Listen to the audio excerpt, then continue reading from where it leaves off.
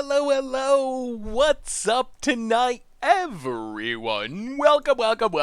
Fine Thursday to you all. Good to see ya. What is up, Zaris and Gubai and Gustav and Leostu and Brenix and Kemper and Philbretto, Dr. Fanny Pack Bolton, a little cheeky, of course, Seclulu, that Wendell, Bear Snake. How's everyone doing tonight? It is a modern night. I'm excited. I am hyped. It's been a minute since we played modern. I know historic has been super fun, and I mean, I still am enjoying historic, but I'm kind of feeling that modern itch. I feel like it's been too long since we've been moderning. So today we're gonna be playing modern, starting with this janky blue devotion deck, maybe finishing with hammer time, depending on how long our first league takes. So it's gonna be fun. I'm hyped. I'm excited. It's been a minute since we played modern. Elias Babylon, welcome to the Fishbowl. Thank you so much for your subscription. Big super cheer for you. Thank you. Uh-oh, did the splash work? Did I mess up the settings again?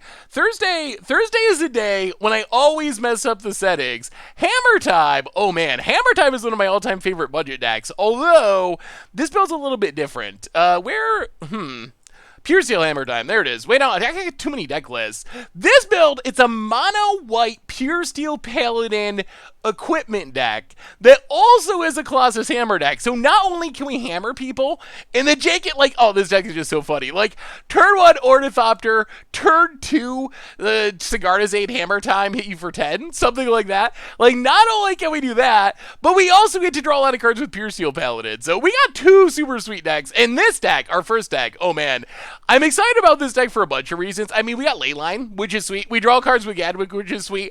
But we have a whole bunch of Spreading Seas and even Seas Claim. So we're kind of like mono blue land destruction devotion. Like, we're not killing the lands, but we're going to turn them all to islands and make our opponent not be able to do anything with them. Take a vacation, got to catch the stream for the first time in like a year. Ooh, awesome, Kevin Flakes. Well, glad to have you back. So hopefully everyone is doing well. Is there a September ban list? Not that we know of. The normal ban schedule at this point is Wizards lets us know a week ahead of time, so there could be, but I would doubt it with rotation coming up. I expect that nothing will change until rotation. What if I follow you? Wait, follow me? Anyway, the big news of today is...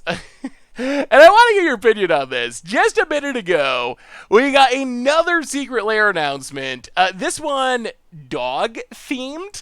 I got the Grudelis, by the way. So the newest secret lair, I think it goes for sale in a few days. So you get all dog art. Can I make this any bigger? Can you actually see it? Is it big enough for you to see? So it's a Lightning Greaves with a dog on it. It's a Rest in Peace with a dog on it. It's a Dig Through Time with a dog digging on it. And then the one that I think is actually the funniest is this, like, I really dislike pugs. No offense to any pug owners, but boy do I hate pugs. I have bad pug experiences as a child, but that's probably the funniest art of them all. So zoom in a little. Man, how can I make these bigger in more easily? Just zoom. Does that even work? Nope. It just zooms the background. It doesn't actually zoom the picture. Wizards, you need a more streamable website. Oh, that's a little bigger. That's a little bit bigger. Bigger? I guess that's the dog way of saying bigger. Yeah, I'm not a pug fan. Hey, what's up, Brian Dugganfor? How are you? Hello. I had this, so when I was growing up, there was like a friend of the family type person that we'd go to their house sometimes when I was a kid, and they had these pugs, and they were just the ankle nippingest little. Ugh, I hated those dogs. I hated those dogs as I was a kid. So I think my bias against pugs started there, and I've never liked them ever since that. I guess it goes to show you how some weird little thing as a as a kid can still be impacting you like 25 years later or whatever. But but anyway, the big news about these is you get to choose. Would you like your secret lair to come pringled or non-pringled, foil or non-foil, which I think is a nice upgrade. I don't know about... you got to pay $10 more for foil. They probably should charge more for the non-foils because you actually would get playable magic cards. But I think it's nice that you have the option now, which is a nice upgrade. Chunky Bananas for the second month. Welcome to the Fishbowl. Thank you so much for your subscription. Big soup for you. But that's coming soon. Is Nihab bugged? Obviously, we couldn't cast our spells. Welcome back to the Fishbowl. Big soup for you. Are you looking forward to updating your Sethron deck with new Zendikar Minotaurs? Hopefully, if we get some sweet new Minotaurs, that deck was sweet. Let's do our reminders as we're talking about it. So, if you want to see what everyone's talking about, you have it already, on the YouTube channel, we played Sethron Minotaurs, and the deck was really sweet, except for Nia being bugged. Other than the Nia being bugged, we were in great shape. What does my shirt say? My shirt says, I heart jank, of course. Personally, I'm getting tired of Secret Lair, nothing to spend it on. I couldn't cast our spells, though, obviously. I'm still having fun with it. Yes, obviously it was my fault. We had casted Iron Craig feet. That might have been... That might be my favorite part of the episode now, is me casting, well, in my defense, if you haven't looked at it, we, cast Iron Craig feet, we cast Deathbell Warcry, we end up with, 1,000,000 Minotaurs on the battlefield, all this stuff is going on, and I'm like, hey, wait, why can't I cast stuff with my Nabad mana? It must be bugged. Obviously, 20 cards and 5 minutes ago, we had cast an Iron Craig feat. So actually, it was because Iron Craig Feet doesn't let you cast more spells. But I'm still gonna say that Nihab was bugged. It did happen a couple of times. The deck was sweet though, and you'd see it on the YouTube channel. On the replay YouTube, you'd find all the old streams, including our Super Buggy stream from a couple of days ago. So definitely check that out.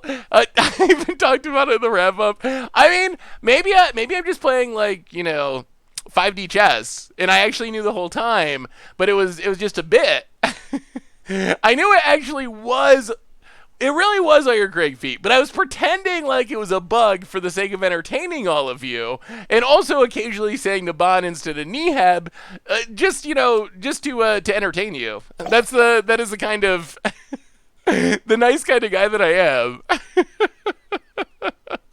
About 350, welcome to the Fishbowl. Thank you so much for your subscription. Big soup for you. A reminder that our sponsor tonight is Card Kingdom, and if you need some magic cards, maybe you need some Nihabs, which will not be bugged because they're in paper, or maybe some Iron Craig feats to cast your Deathbell War Cries, and then be confused about why you can't cast spells with your Nihab mana. You got them at cardkingdom.com. Even get a free Scoop Soldier sticker. Just let them know you want one in your order notes. Otherwise, the merch page has token t-shirts, playmats, and Discord is new and improved. It was just a test. Chat, you passed. You all get A's. I was very impressed with how quickly and how many of you pointed out that it was not actually a bug. So you passed your test. Congratulations, you graduate. Otherwise, donations always appreciated, never required. $2 or more gets your message read on stream. And let's start moderning. So today we are moderning. Seth, I was mad about your mistake, but you handle your mistake so gracefully, I can't help but to forgive you. Well, thank you, Wutcake. I realized a long time ago that you just gotta have fun with it. I don't know. I think being able to laugh at yourself is important. And that goes even when you're making content on the internet and tons of people are watching it. That's the most important thing. That's my philosophy for life in general. Seriously, we're all here for a short time. If you can't laugh at yourself, what's the point of any of this? The universe is absurd. Tons of absurd things happen. If the worst thing I do all day is not know that it's Iron Craig feet that's keeping me from casting my Nihab spells rather than Nihab bug, I mean, that's actually pretty hilarious when you think about it. Sir Bloodbraid, welcome to the Fishbowl. Thank you so much for your subscription. Big cheer for you. So our first deck tonight, we are starting off in Modern, Mono Blue Devotion, and I think this deck's going to be sweet. So the plan of our deck, kind of like the standard deck, except rather than Nyx Lotus, we have the OG Nykthos Shrine to Nyx, a land that makes 1,000,000 mana based on our devotion, in this case to blue. So what we're trying to do is stack up blue mana symbols. We have Harbinger of Tides, a little bit of bouncing blue mana symbols so we can enchant our opponent's lands, turn them into islands with spreading CC's claims while also getting blue mana symbols. Omen of the Sea, kind of our preordain that adds a blue mana symbol. What we're building towards is a couple of things. We're building towards Gadwick to draw a ridiculous amount of cards. That can find us Thassa, which is a 5/5 for 3 that can make our stuff unblockable if we can turn it out with Devotion. We have a Thassa Deep Dwelling, so we can blink our Master of Waves, which is going to make a million elemental tokens, which is really sweet. So that's one of our main finishers. And of course, we can still just win with Thassa's Oracle. So essentially, blue mana symbols, weird blue land destruction, draw a bunch of cards, hopefully win with the Devotion plan, get a couple of border posts for value as well. Only 20 lands, but a couple of border posts kind of make it 22. And they have our blue mana symbols. Sideboard-wise, the card I'm most interested in, I've never seen anyone play this at all in a sideboard, but it's pretty spicy. Wrath of Merit Lage, a 5-mana enchantment that when it comes into play, you tap all red creatures, and red creatures don't untap during their untap step. So if we run into like a bird style deck and we can get this down fast enough, could be really good. Force of Negation as a counter spell, Tidebinder for more tapping of red and green creatures, Dismember for removal, Chalice of the Void, lock people out, Relic of Progenitus for graveyards, and that's deck number 1. This is a really old card, I believe, and I might be wrong, I believe it was originally in like Ice Age Alliances, back when they just printed color hosers like crazy. There were just all kinds of weird random hoser cards. And this is one that actually made it into a core set, survived, and is now in Modern, so... Hey, good night, Seth. Did you realize why Nieb was bugged?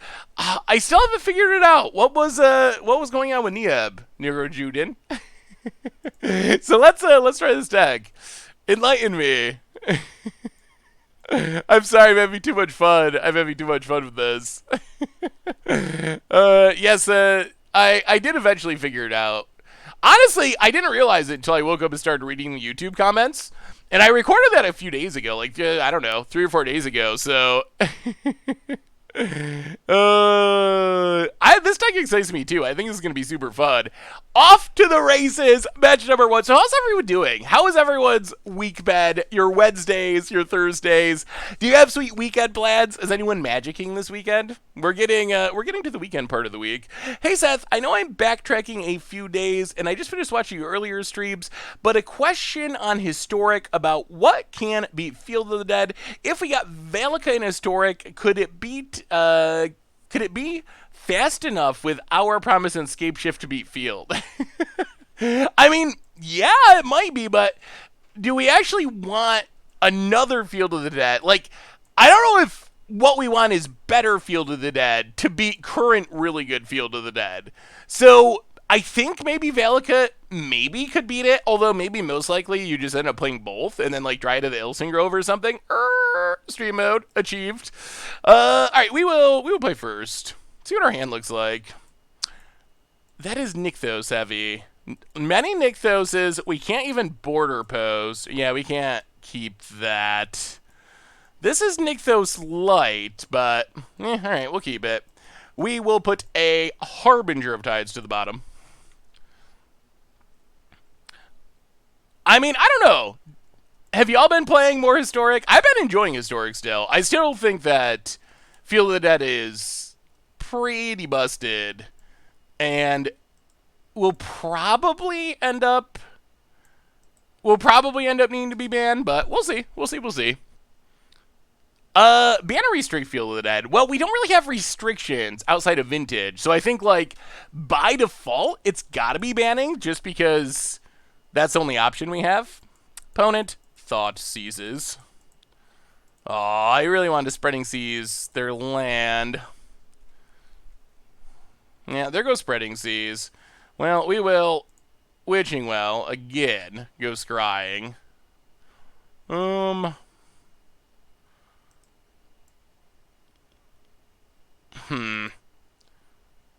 Put on top. Play the land. Pass the turn. I mean, we're getting towards a pretty big Master of the Waves. Outside of Field, Thoughtseize can feel frustrating. I think, for me, I'm just so used to playing Thoughtseize formats that it doesn't feel like a big deal to me. But Thoughtseize is a very strong card.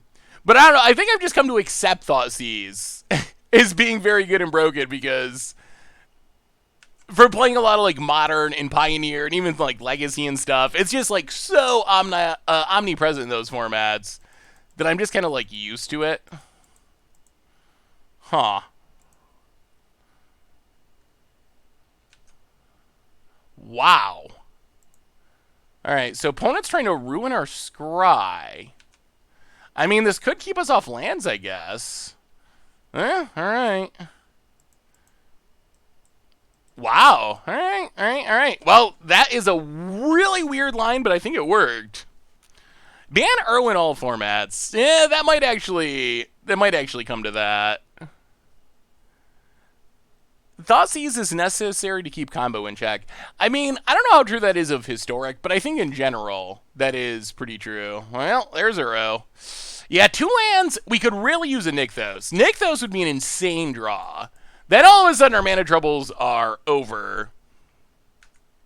I had a semi-spicy mono-black Attrition deck. Only got better with Thoughtseize. Attrition is a cool card. And opponent Fatal pushes. Alright, opponent's going off. Boy. Oh, dear goodness. Oh, not looking good for Mono Blue yet. That Assassin's Trophy, while it seems like a very strange line, it ended up getting rid of that land and our cantrip and just mana screwed us right out of this game. So it totally worked for our opponent. Yeah, this can't be Uro Death Shadow, right? Like, how do you play Uro in your Death Shadow deck? That seems like the biggest non-bow. Funny thing about Thoughtseize keeping combo decks in check is that in Legacy it mainly sees play in combo. Oh, come on now, Magic Gods. Fatal Push Part 10. Boy. Alright, well, I think we're actually getting pretty close to scooping. Like, we just can't cast a spell. Like, literally any spells. Yeah, alright, sure. Wow, that was brutal. I've been playing Field of Dead at Historic. Somehow managed to get mana screwed with the deck. Makes me feel like Grim. That's one of the nice things about the deck, is it's like impossible, very close to impossible to get mana screwed because you just have infinite lands. Like, you have so many lands in the deck. Alright, how do we possibly beat this? So this is just like Uro Tribal. Like, it's just all Uros all the time, apparently. I guess we bring the relics. Tidebinder Mage. Red or green? That can tap down an Uro. It might be better than Harbinger. Harbinger on Uro seems awkward. Putting it back to our opponent's hands, not actually that awesome. Although, I guess, like, Tidebinder just dies and untaps. Well, that game doesn't count too much. We just did not have the mana to do anything. Hey, what's up, Gibble? How are you? Hey, Seth. Have you seen or come across Selesnya Golos deck that tries to win the Field of the Dead with Approach of the Second Sun as a backup plan? I have not. It sounds interesting. Oh, boy. Oh, this Cavern. This would be a snap keep if we could cast things. Alright. We will put a Harbinger of Tides to the bottom. Start with a ley line in play. Well, okay. We'll see. Island go. Is Cage just sideboard card in all formats now because of Uro? I mean, it hits on a lot of other things too, but yeah, it is nice against Uro. I think, like, in Historic, it's really good against Goblins. Collecting Company just showed up in Historic. Collecting Company is playing a lot of formats, so... Plus, in Modern, you have, like, Dredge. So, Uro's part of it, but it's not just because of Uro. More than 3 lands would be sweet. I would be down with more than 3 lands. Well, that's Witching Well. Scry for... Oh, no. Oh, no. Oh, no. Not like this. Not like this. Opponent draws a card. Alright, that's a Nykthos. That's good. That's good. Pass the turn. And now we can flash at the Spreading Seas on our opponent's land at some point. Oh, we got there! When do Zendikar spoilers start next week? My guess is 2 weeks? I would think the beginning of September, but I don't think it's officially been announced yet. Inquisition. Well, we will... Spreading Seas. Draw a card. Opponent's got options. Hey Seth, was just watching your Minotaurs Against Odds sweet deck. Do you figure out your Neheb issue? It's not glitching. It was Ironcrake Feet stopping you from casting another. I still think it's bugged. I think it was, maybe it was, ooh, all right. I think maybe it was, what do we name with this? Wizard? Let's go Wizard. Wizard seems good. Pass the turn. I mean, I think maybe it's bugged and Ironcrake Feet was keeping us from casting a spell. maybe it was both. That's possible, right? Chef Stitch, welcome to the Fishbowl. Thank you so much for your subscription. Makes you true for you. Any decent lists for Death Cloud in Modern? Ooh, boy. We've played Death Cloud in the past, and it was super sweet, but it's been a bit since we've Death Clouded. Now let's flash in this Thassa's Oracle. I can't resist. It's too much fun. What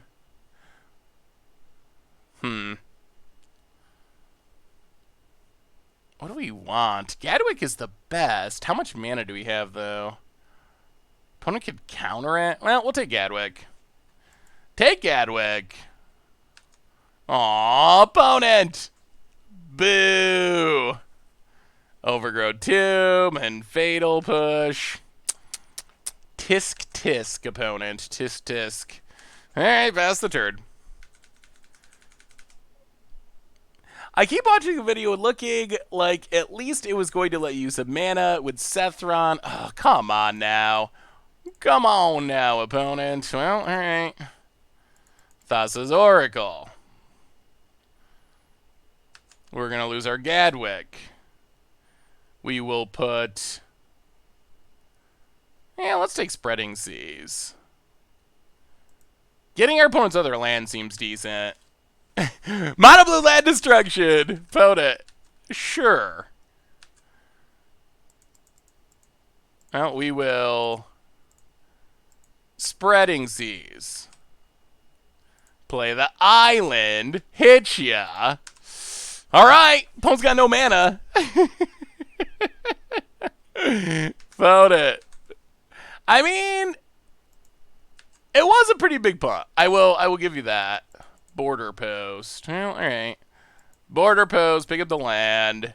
Oh, that Gadwick would have been so good. It would have been spectacular, but hit our opponent with Thassa's Oracle. We can draw with this Witching Well. We just need a bit of a finisher. That's all we need. We have a new donation. Our first donation of the night. Opponent. I guess we can't complain too much because our opponent's also really missing land drops. Well, crack the Witching Well. Come on, Gadwick, maybe. 2 Tide Binders, okay. We have a new donation from... ooh, Thassa's good. I do like Thassa. We have a new donation from 2in11. $10 donation. Hey Seth, with Zendikar Rising, do you think the Titans will be in the set? And do you think it will work out with Luca in Transmogrify in Standard? Ooh, so 2-in-1, thank you so much for the donation. So I believe that Wizard said no Eldrazi in the set.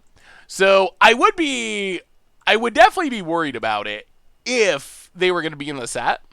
But it seems like they aren't in the set. So hopefully we're good.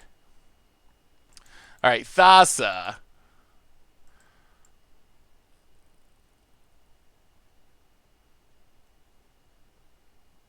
Tidebinder Mage. Go to combat. Well, when our opponent only has 2 lands and they're both islands, life is good. Down to 8. Opponent. Ooh, they drew real mana. Can it save them? That does mean they could Uro, potentially. Sorry, late to the party. Did chat tell you how Iron Craig Feet works already? They've been trying to explain it. I've been trying to explain to them that about how Neheb is sometimes named Naban and also bugged, but opponent skips it up. But yeah, a few people have mentioned The Iron Crate fee has like extra text on it. I don't know.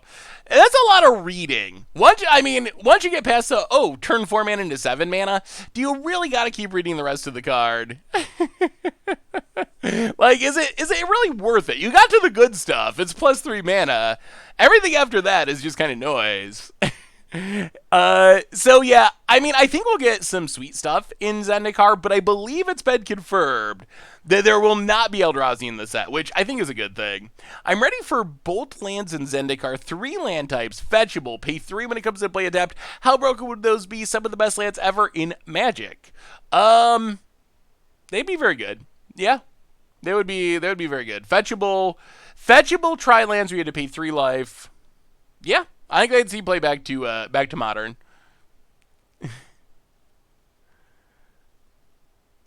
Reading is for nerds. I do like reading. I actually I've been reading, rereading. I don't know. I don't have it sitting here. I've been rereading Watchmen the last couple days. It's been a long time since I've read Watchmen. It's actually still really good. Something snazzy! Welcome to the Fishbowl. Thank you so much for your subscription. Big soup cheer for you. Thank you.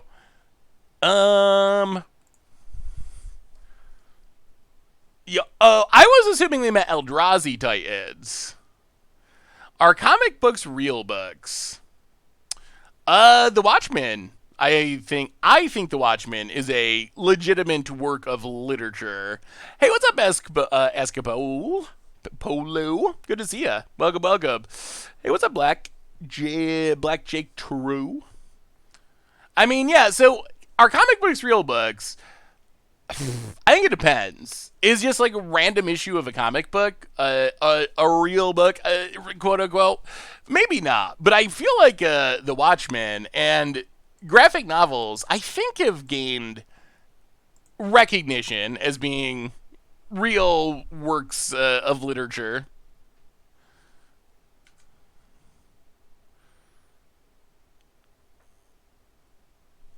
I'm not really a comic book person, really. I never really read comic books, but I do. I've read some graphic novels, and I do think The Watchmen is probably. What else? What else is on par graphic novel wise with The Watchmen? Like, what else is in that tier? I'm assuming that real book, even though it might not be the best way of phrasing it, is like a serious work of literature, like a serious like work of art. I think like just because it's a book doesn't necessarily mean it's a serious like literary work.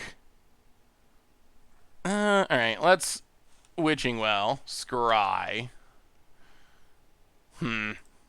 Oh, bottom and top. This Goyf might be an issue. Play a land past the turn. Can we beat a Goyf? I read the graphic novel adaptation of Mary Shelley's Frankenstein. It was really good. Ooh, I've never read that. I've read both of those actually, Jonathan. Persepolis is really good, and Mouse is good too. I really like Persepolis though. All right, this is Uro Death Shadow. What kind of world do we live in where Death Shadow players are playing Uros?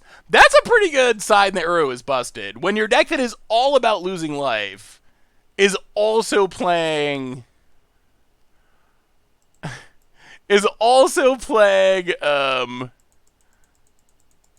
Uro just because it's broken.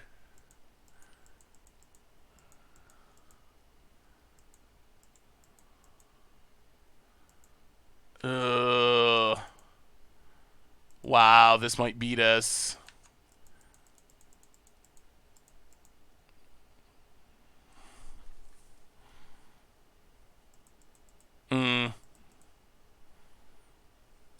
Well, play Thassa. Play Nykthos. Wow, no! They're kidding us! Oh, yeah, I don't know about this. Pellet plays a land, goes to combat. We take Infonint. There's no way they're Primeval Tightening in Standard. I would be absolutely shocked. We're down to 8, and I'm pretty sure our opponent has a Stubborn Denial. Well, we get to Scry. We do not want another Nykthos at the moment. We draw Master of Waves.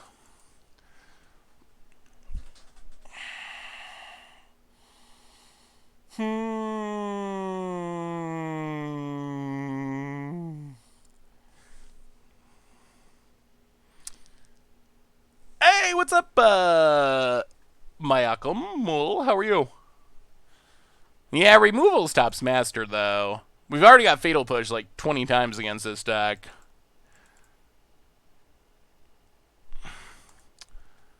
Omen of the Sea.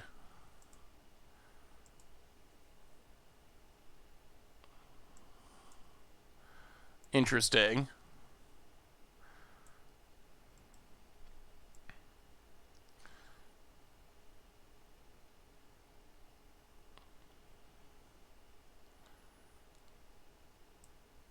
Interesting. The problem is we're just dead to removal, but I guess we're dead to removal no matter what. Well, bottom and top. Play the land. Yeah, I mean, if you got removal, you got removal, and you got us. Master of Waves, make some elementals, turn on Thassa. Pray for no fatal pushes. Yeah, you might as well attack. Yeah, here it is. Put it. Cracks it. Overgrown Tube tap. Fatal pushes. And game. I'm not calling for a bad. We've had too many of those, but but Ugin is strong in Standard. So deflating. Yeah, it is very strong, but I think it's mostly that the ramp is really strong. Because Ugin was a pretty fair card last time it was around. So I know that it is a bit demoralizing sometimes. Hey, what's up, Gash? Good game. I know it can be demoralizing, but I really think it's a ramp and not Ugin. I realized during my 8 years of playing Magic, I've never once watched Chess live stream. Well, lucky. Good to have you. It's time to fix that. Ugin has been underwhelming. Interesting. I've found Ugin to be very good, but obviously you need to be ramping into it. We have a new donation from Something Snazzy. Oh boy. Oh boy. Got a mulligan that. Can't actually cast anything. Okay. Well, Thassa to the bottom. 1 land, 1 keep, as a wise man once said. Something Snazzy. Oh my Sethron Herloon. I've come to subscribe and to donate after being a long-time YouTube watcher. The Minotaur video, how often do you miss the one more spell on ritual, even in the wrap-up, had me laughing the entire 5-0. I mean, it was bugged. It wasn't a pun. It's that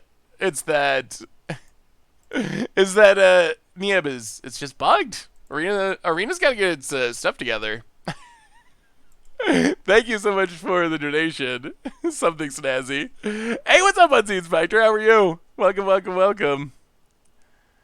Do you think you're going to print other Triomes in Zendikar? I think the lands in Zendikar are going to be unique. I don't think it's going to be more Triomes. Oh, boy. Uropile take 2. Leyline Tron. Where does Leyline Tron rank in the hierarchy of Trons? Probably about the least powerful Tron you could have. Pass the turn. Can we get a chat mentioning Iron Crate counter? Ooh, that would actually be good. That sounds like a lot of Uro. Yeah. Is this the same? Are we playing the same person? Is this just instant replay? Anyone playing Iron Crate feet into Ugin maybe after rotation? You definitely could. We've played it a little bit in Historic. Thinking about getting into Modern, my local shop. Never played Modern. What kind of recommendations do you have for fun budget decks? Ooh. So what playstyle do you enjoy? There are budget decks for pretty much all play styles. Well, keep on spreading seizing until we could draw land? Nykthos? Ooh, that is Nykthos. Okay. Well, next turn we actually get to do things. Mental Spaz! Welcome to the Fishbowl. Thank you so much for your subscription. Big soup to you for you. What? Between you missing that and Krim missing the lane of sanctity protecting him from priests in Historic 101. were there punts this week? Was a little punny? Opponent Thought Scours. Adapts. Has more green mana. Yeah. So Uro's returning. KCI, the least repetitive and fastest combo kill in history. Yeah, KCI, I'm glad that one's gone. Norn Sisters is a good budget deck. Hammer Time's a good one. There's a lot of like combo. Oh. Opponent does not get a green source. Interesting. I'm just going to try to Cryptic command us. So we'll play a land. Pass the turn. Start flashing things in. I mean, this ley line's actually going to help us play around our opponent's counters, I think. It should at least. Polluted Delta for our opponent. Cracks it. Do you think they can unban Mox Opal and reprint it in Double Masters? I don't think... Well... About it. I don't think that we want them to unban it, honestly. Uro. Well... Thassa, please don't counter it.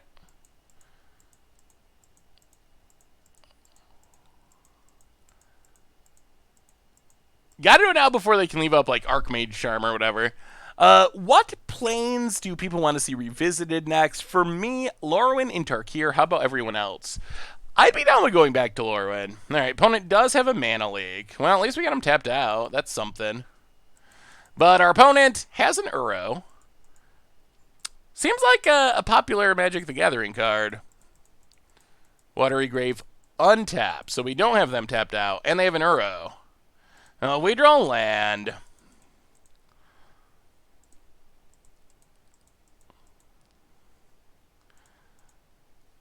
Play Thassa. Pass the turn. Opponent gets to start drawing cards, though, which is awkward. Thought Scours. Is this deck not Pioneer legal? Isn't it stronger there? Is it Pioneer legal? Most of the pieces are Pioneer legal. Is it stronger there? I don't know if it's necessarily stronger there. The metas are pretty different. What would I like to return to most? I really want to go to Dominaria again. I feel like Dominaria is the best thing that Wizards has done in a very long time. And more Dominaria would be sweet. Well, block the Uro. About it. Look at this mana. Tarmogoyf. This is the same deck. Is this just the only deck that's seeing play tonight? Well, Harbinger of Tides. Opponent. Alright, bounce the Uro. Yeah. Untap. Fatal Pushes. Sure. Well, we could just scry. But I just got so much mana. Like, Seize Claim doesn't do anything. They just have so much mana. We draw more lands.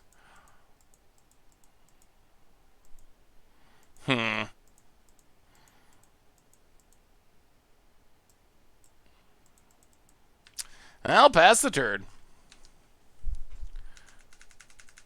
Yeah, I also miss blocks. We've talked about this a little bit before, but I really feel like a lot of the problems...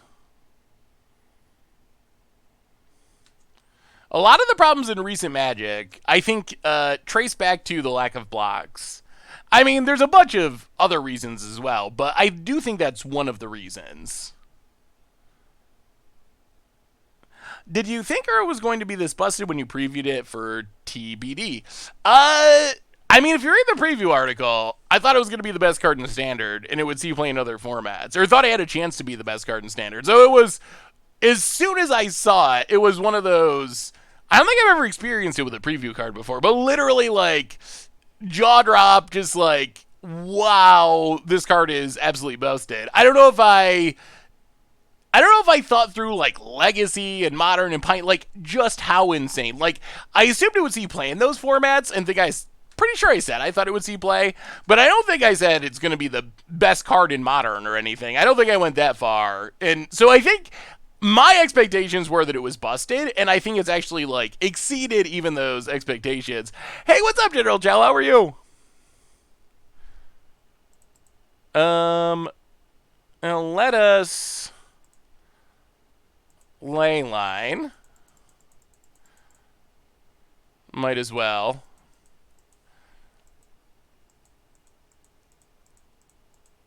And I mean, ley line. Gotta get those mana symbols up. Why not play New Teferi with all the flash ley lines? Yeah, New Teferi might be fine. More card draw would probably be good. Well, alright. I don't know what the odds are of this working. Probably medium to low, but Master of Waves?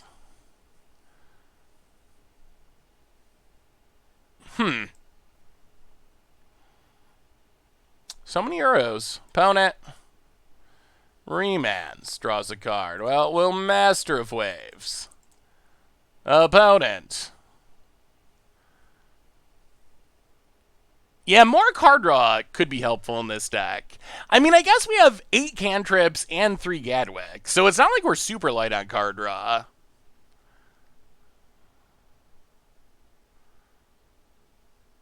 I prefer 2 sets blocks to 3 set blocks. Yeah, so I think the thing that I like about blocks is it takes the pressure away for Wizards to have to push things really hard in one set. I think we've seen that happen a lot with, like, we saw, like, Energy and Kaladesh, which I guess was technically a 2-set block, but Energy, alright. Here comes the good. Snapcaster for Remand. Uh-huh.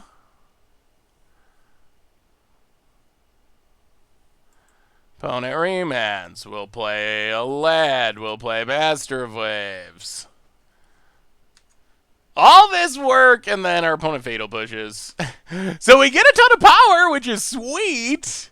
However, one removal spell takes it all away. That's the downside of Master Waves. Oh, the companions are ridiculous. Ridiculous. Opponent cracks.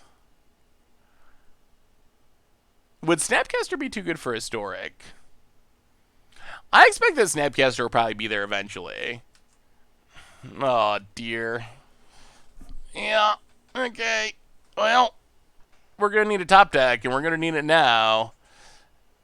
Opponent. Fatal pushes with Snapcaster number 2. Takes 25 power off the board. Gets back Uro. Huh. I don't know how I feel about Uro in Modern. Like, on one hand, Modern has slowed down a lot. On the other hand, I don't know if playing against Mystic Sanctuary Cryptic Command Uro decks, like, I guess that's better than, like, turn 2, turn 3 combo decks. But I don't think it's as much better as, as, like, my ideal world would be. Would Uro be balanced if it didn't gain 3 life? I mean, probably a little more balanced. I don't know about balanced. Like, it would be more balanced. It would be powered down a little bit. Well, we scry with Daza. Nykthos. Really good card. Not now, though. Dismember. Does not kill Uro. Yeah. Hoi! Well, hopefully we play another matchup at some point. It's hard to get a sense of how good this deck might be when we're just playing the same deck over and over again. Well, we'll bring in the 2 relics, I guess. We can bring in a bunch of Force of Negations, I guess. Go down.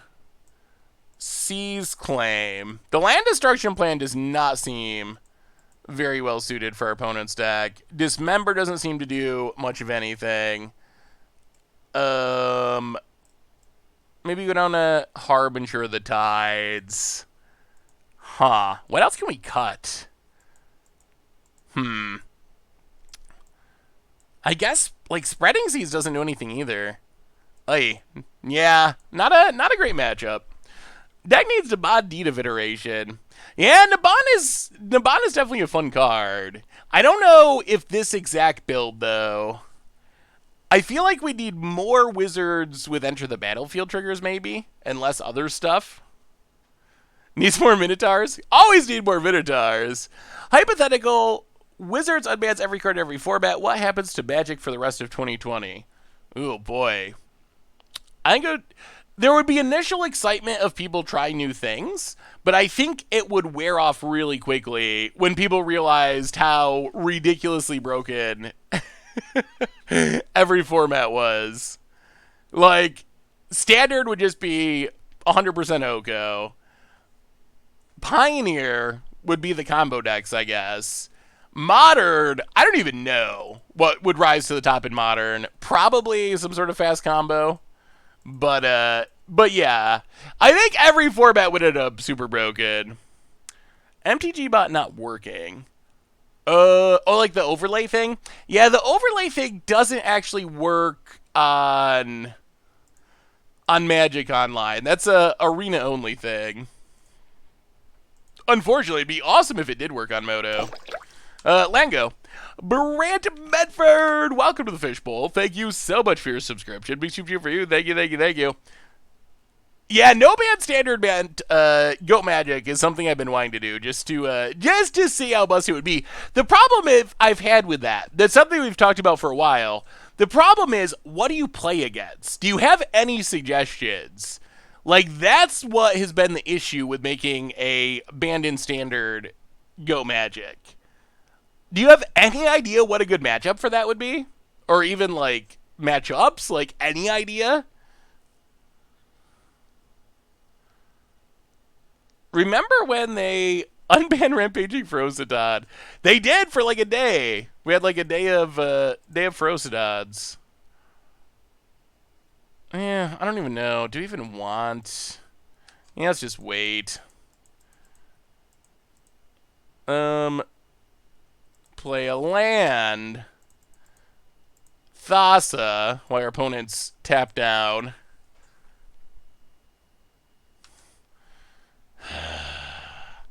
Never tap down enough. Pass the turn. What about 2020 standard banned versus like 2017 standard banned?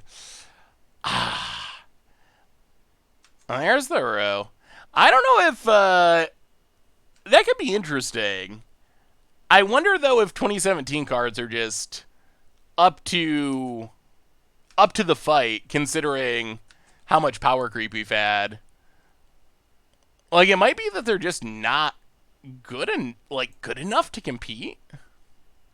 I guess we'd find out. Now, pass the turn. The end game of this is we need to resolve a... Alright. We need to resolve a Gadwick with a high X cost to draw a bunch of cards. Yeah, I'm not sure the 2017 could compete. Maybe it could. Yeah, I guess maybe if it competed against banned 2017 decks, Copycat could have... It might have a shot. Copycat was pretty good. I got my Foiltron stuff in the mail. Hot dang, they are beautiful. Ooh, awesome, Atheist. Did you get... all right, Mystical Sanctuary, getting back Mystical Dispute. Did you get box toppers? About it. When is the next viewer submitted week? Next viewer submitted Commander Clash. still at least a couple episodes away. We got stuff we're working on for the next couple of episodes. But there will be one, I would guess maybe like a month-ish from now. Jays. Brainstorms. So they can get the mystical dispute.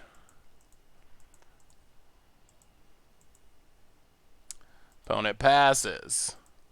We scry. Well, keep a Gadwick. Play a land. Tidebinder Mage.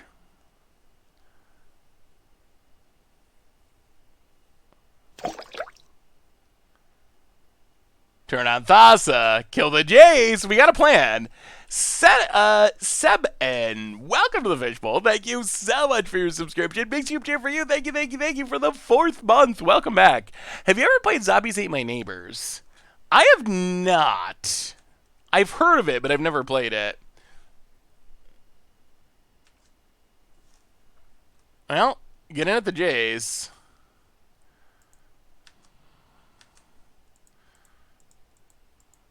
Jace dead.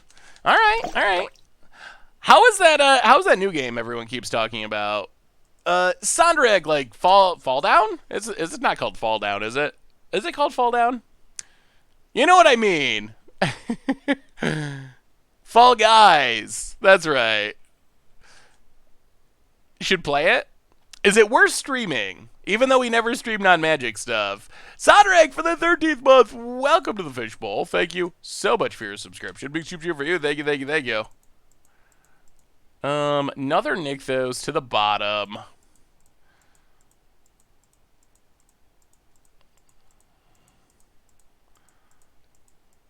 Heartless Act.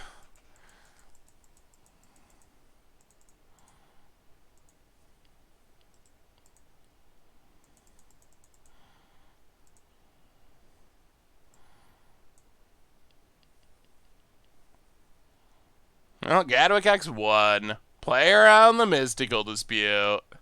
See if they also have Cryptic. There would be no Uro. Too many streams. Everyone streams it.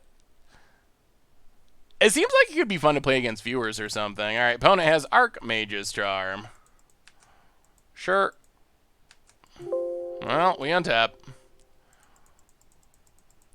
We draw another Gadwick. Well, we got plenty of things for our opponent to keep countering. That's the turn. So fun to watch streams for Fall Guy. Yeah, it seems like it could be fun. Opponent gets a lad. So this is going to be get back Uro, draw a card, mystical dispute your Gadwick. I gotta say, Mystical Sanctuary. There were so many mistakes in Throne of Eldraine, it probably doesn't get talked about enough, but God. That's very close to Oko tier. Well, here comes Uro. Comes back, draws the counterspell, one of a million of a million. Honestly, next time we get the Gold First together, I want to see you guys play a game of Munchkin. If you need a 4th, I'd volunteer. I have never actually even heard of Munchkin.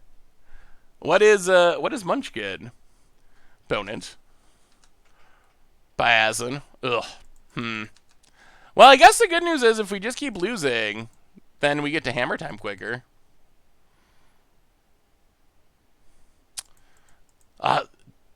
Yeah, huh. I mean, I feel like we're just done. Like, I don't feel like there's a way we can win from here. Our opponent's just going to keep drawing counters. I guess, like, we won't scoop, but I think this is just over, unfortunately.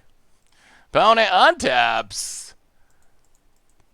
Yeah, Mystical Sanctuary is a special kind of miserable. Opponent goes to combat. Gonna get in with Uro, draw a counter. Or a Mystical Sanctuary to get back a counter. Yeah, Uro draws a card, gains some life. One of the greatest games ever. I'll have to look it up. Well, down to 14. Opponent 4 cards in hand, no land put into play. So 4 counters in hand. How do we beat 4 counters? This would be the time to draw that one. That one Cavernous Souls would be good. Well, yeah, sure. I mean, we're just gonna. I mean, there's not much we can do, so I guess we cast things and let our opponent counter them. Gadwick, X2.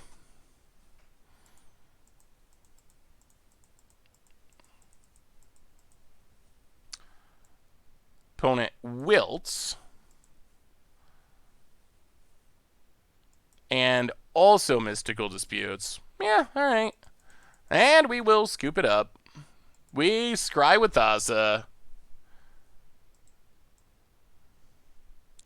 Force Negation would have been good in previous turns, but now it's actually not very good. Well, we will play Leyline of Anticipation. Opponent has Archmage's Charm. Alright, opponent lets it go. Ugh. I feel like we're just fighting a battle we can't win, though. We're just losing slowly, but we're losing. What was your first stream like? Oh, man. I don't even... Oh, another chase. It was so long ago.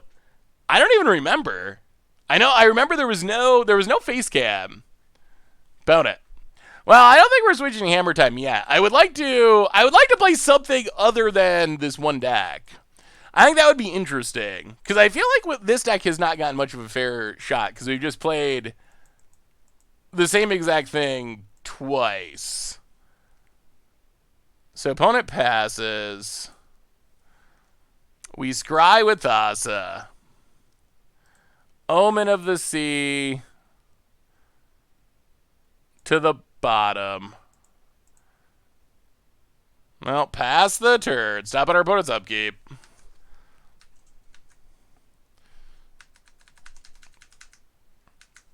Ah, Freak Fandango Orchestra. I miss being able to listen to Freak Fandango Orchestra. Opponent fails to find. Did they actually get a land? Well, we will cast a Sadwick.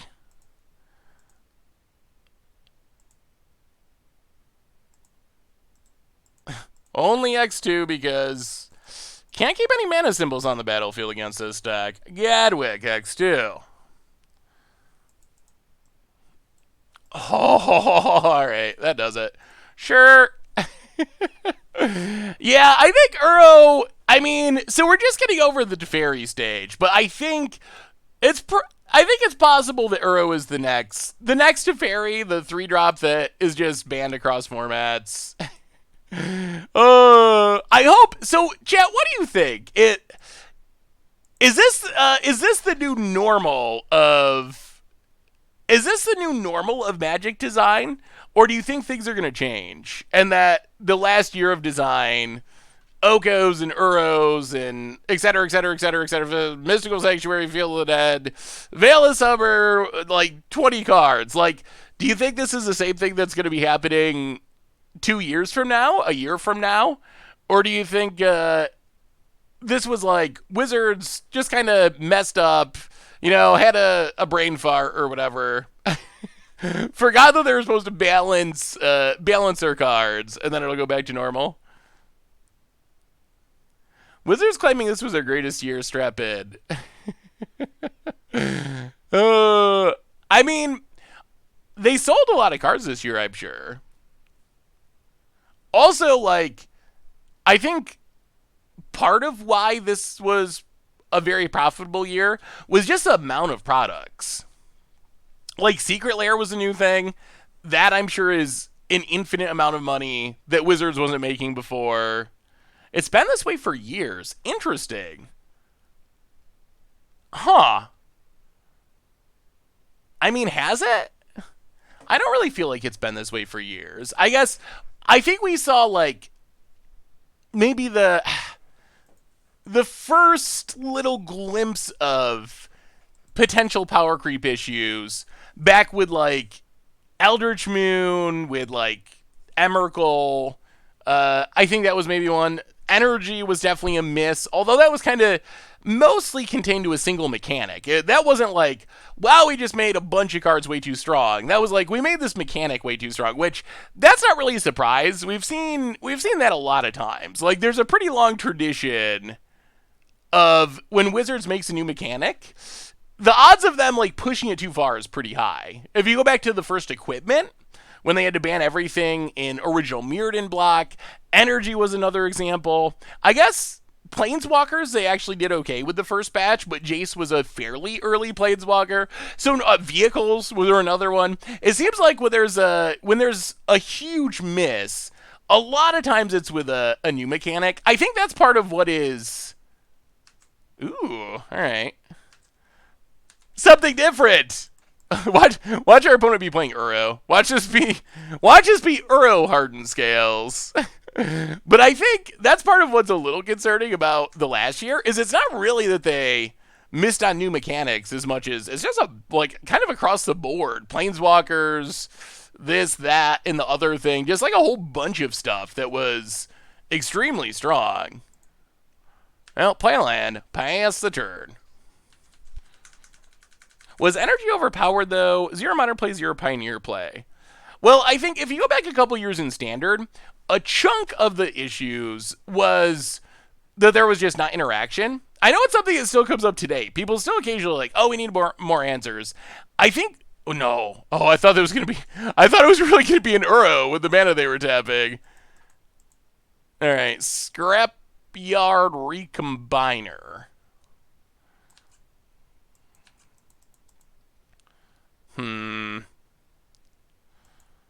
Well, untap.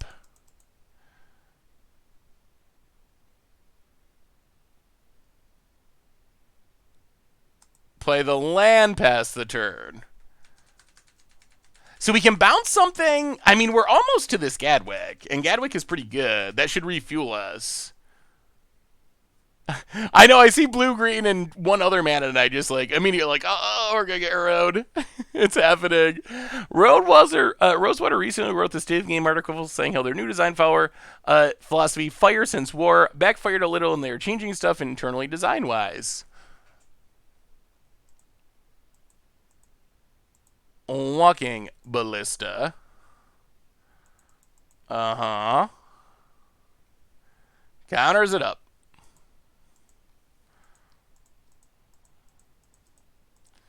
Well, we will Omen of the Sea. I think I missed that exact part of the article. I remember the state design article.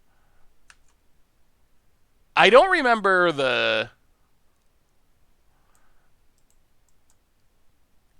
part specifically about fire and powering it down, but that would be good. I think Ozolith is perfectly bad. Yeah, Ozolith is great. There have been, I mean, and that is the good news. Hey, what's up, MSC? While there's been some misses high, there's also been some really sweet cards. Like, I appreciate that Wizards is doing new things. And I really hope that Wizards doesn't take the complaining about things being overpowered, the Uros and Okos and Companions of the world. I hope that they don't take that to mean they shouldn't be trying new things, because Ozolith, that's something we've never seen before in Magic. It's very powerful, but it's still powerful in a mostly safe way. So I hope that Wizards keeps trying like new innovative things, but also like it's mostly like concentrated in the top mythics for the most part. Well, I guess that's not even true. They just got to tone down like some of the top end cards of the set, I think. Catfar and Doodaddy, welcome to the Fishbowl. Thank you so much for your subscription. Big super cheer for you. Thank you, thank you, thank you. Wow, sacks the Ozolith. Interesting.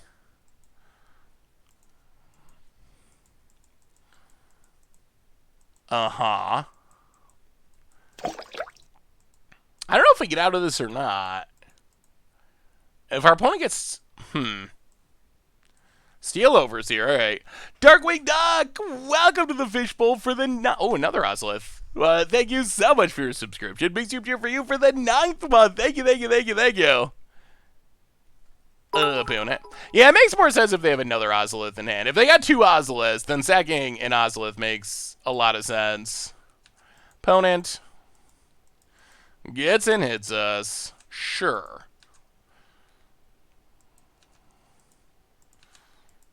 Well, we will make some mana. Harbinger of Tides. Bounce. Walking Ballista. Oh, this puts counters on the Ozolith too? Not good. Not good. Are we setting ourselves up to die to Inkmoth Nexus? Probably. So we bounce Ballista. Opponent gets a counter. Then we Harbinger of Tides. Bounce Recombiner. Oh, are we killing ourselves? We might be killing ourselves. Bounce it.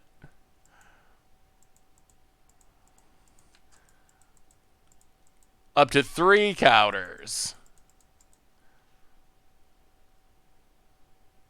Play an island. Go to combat. Attack. Hit ya. Oh, I'm very scared of these Ink Moths. We might just be dying to Ink Moths. I'll pass the turn. Oh, gonna be close. Gonna be super close. Found it. I mean, your kind of account for Hasbro putting ridiculous requirements on Wizards. Wizards doing pretty great. Yeah, I mean, I think Hasbro's really pushing him hard for income. I think that's true. Hey, what's up, Krabs? So, chat, what's the most fun deck you've played since all the big bannings? In Historic, in Standard, in Modern, in Pioneer. What's just like the sweetest thing you've done in Magic? I think it's so easy. And this is something that I think we do an okay job with, but I think we do an even better job. It's so easy to focus on the Uros of the world and things like that. I think it's important to remember that the Magic is it's a game and it's super fun. And if that gets lost, then you know what's the point essentially? All right, this is our time. So 1, 2, 3, 6 mana. Well, we will Gadwick. How many counters is this? So it's going to be 3 counters. So this would be 4, 5. Wait, are we not dead? We're not dead. We're not dead, right? We're not dead. Okay, sure, do your worst. Do your worst, opponent. Do your worst. Yoda Man! Welcome to the Fishbowl. Thank you so much for your subscription for the 29th month. Big soups here for you. Esper Procession. Ooh, Grew Rhythm. Yeah, Rhythm the Wild Sweet. I mean, they shouldn't have a pump spell. This deck, their pump spell is like Arcbound Ravager. They can pump with the Steel Overseer, but that's not lethal. Like, I don't know, unless there's some weird card that isn't usually in the deck, which you never know. All right, opponent hits us for 5. That's fine. And now in Gadwick we trust. Opponent. Ballista returns. Well, all right, make some mana. Gadwick to the max. Draw 5. Hopefully set up for happy fun times. Come on, Gadwick. Give us some goodies. Give us some goodies. Well, Master of the Waves doesn't line up super well with this, but this does let us tap down our opponent's stuff like crazy.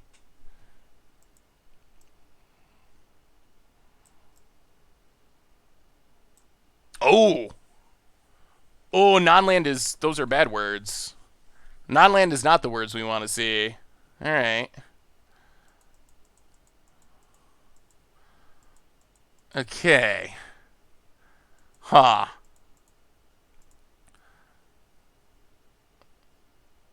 Interesting, interesting, interesting.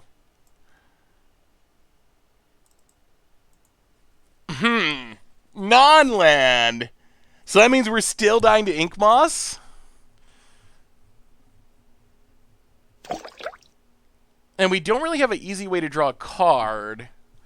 Ooh, Robo Wizard! Welcome to the Fishbowl. Thank you so much for your subscription. Big soup for you. Thank you, thank you, thank you. All right, let's do this. Tap down, Walking Ballista.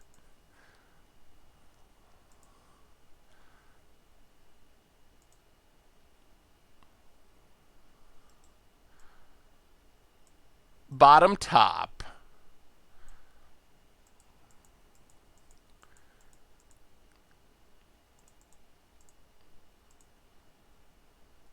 Add some mana.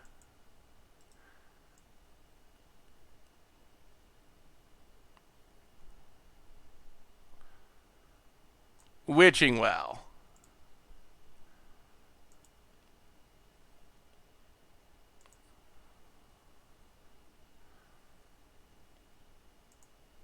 Seize Claim. Okay. Okay, Seize Claim helps. Tap it down. Thassa. Tap it down.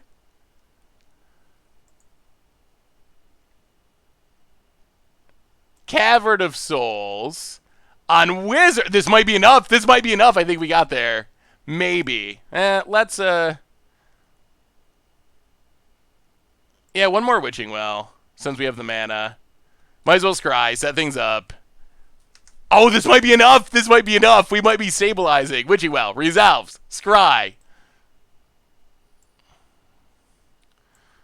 We'll keep one Oracle. All right, pass the turn. Get in with Harbinger of Tides. Hit our opponent. Down to 16. Mester Toa and Robo Wizard, welcome to the Fishbowl. Thank you so much for your subscription. Big super cheer for you. Blink Harbinger of Tides.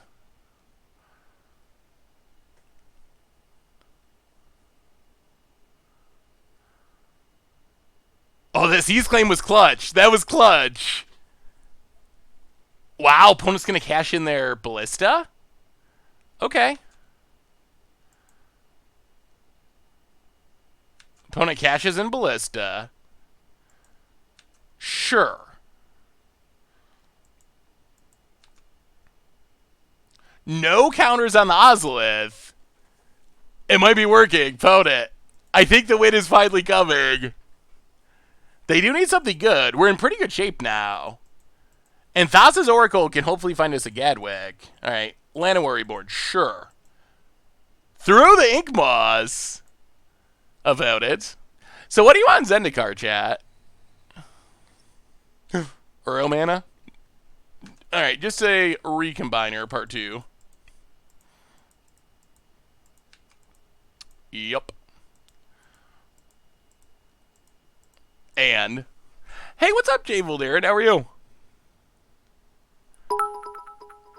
Alright, here comes Ink Moss. So we will Witching Well. Tap down Steel Overseer.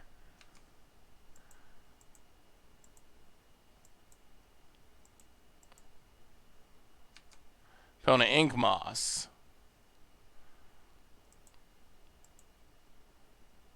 Puts counters on the dorks.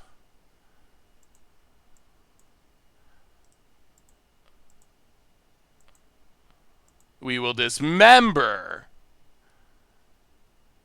Get it out of here. Oh, Ink Moss dealt with. Both of them dealt with. Let Phyrexians invade Zendikar. Oh, fetch lands at common. I mean, that would be... Actually, let's go bottom top. That would be sweet. Seems unlikely, but that would be sweet. I would like more janky combo pieces. I'm always down for more janky combo pieces.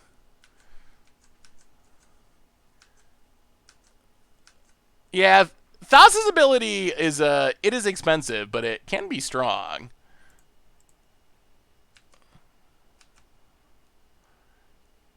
All right, Thassa's Oracle. Go digging for goodies. Yeah, we can use Thassa to tap at some point if we need to. We will take...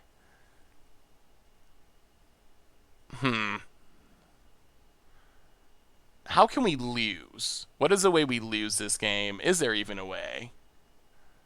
Doesn't seem likely. Take Gadwick. Go to combat. Attack our opponent. Hit our opponent. And I guess we should do this during our opponent's turn. And tap their stuff down. All right, pass the turn. This is going to be a sweet turn. This is going to be a sweet turn of our opponents. We will blink Gadwick. Sure. Untap it. Oh, this is going to be good. This is going to be super good. Yeah, our devotion's getting up there. So we will add mana. Cast Omen of the Sea. Tap down Steel Overseer. This is what I imagine the deck doing. Opponent's going to counter up the dorks. That is acceptable. We will draw Gadwick. We will cast Gadwick for all of our mana. Uncounterably, draw 9. Refill our hand, tap the Recombiner. That's a lot of card draw. Hey, what's up, Doug? How are you? Good to see you. Zendikar is supposedly being invaded by demons? I hadn't seen that either. Maybe it is. I had heard, from what I saw, and maybe you saw something I missed, which is definitely possible. What I saw was kind of a return to original Zendikar, which I think would be sweet, especially if Limited was slower.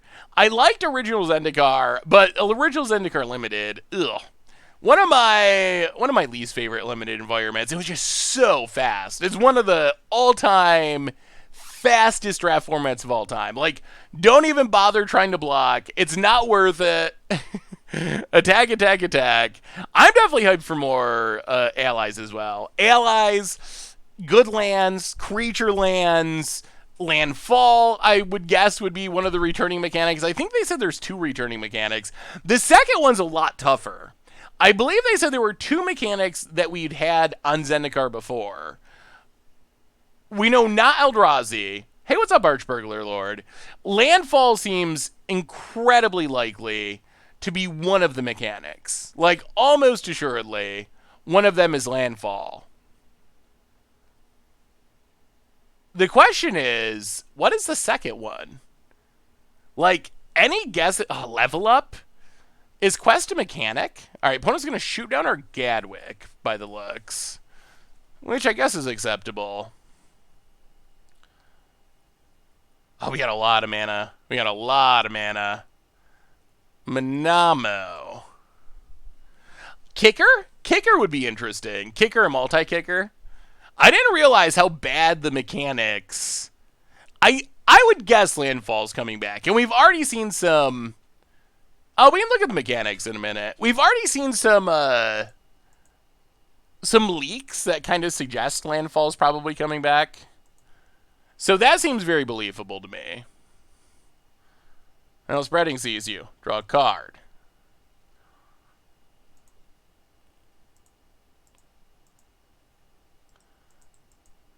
Add Nykthos mana.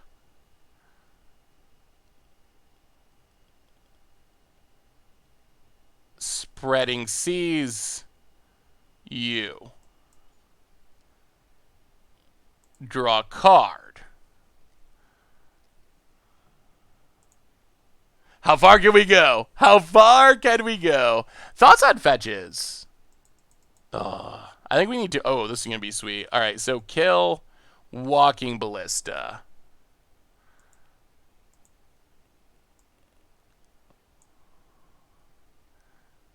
Oh, we're going to make... This is going to be ridiculous. This is going to be one of the biggest boards in the history of the modern format. Although there might still be a risk that we die to a future Ballista.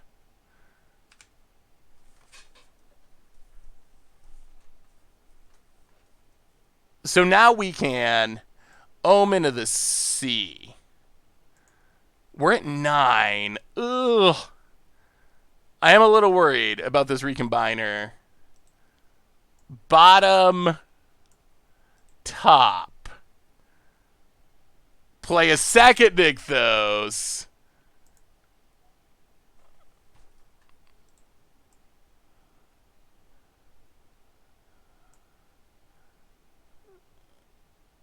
Border Post. Oh, how do we not die, though? We might be able to win with Thassa's Oracle. This Recombiner is a concern. I mean, I guess if we draw an Oracle, we should be good. 1, 2, 3. So we draw 10 cards?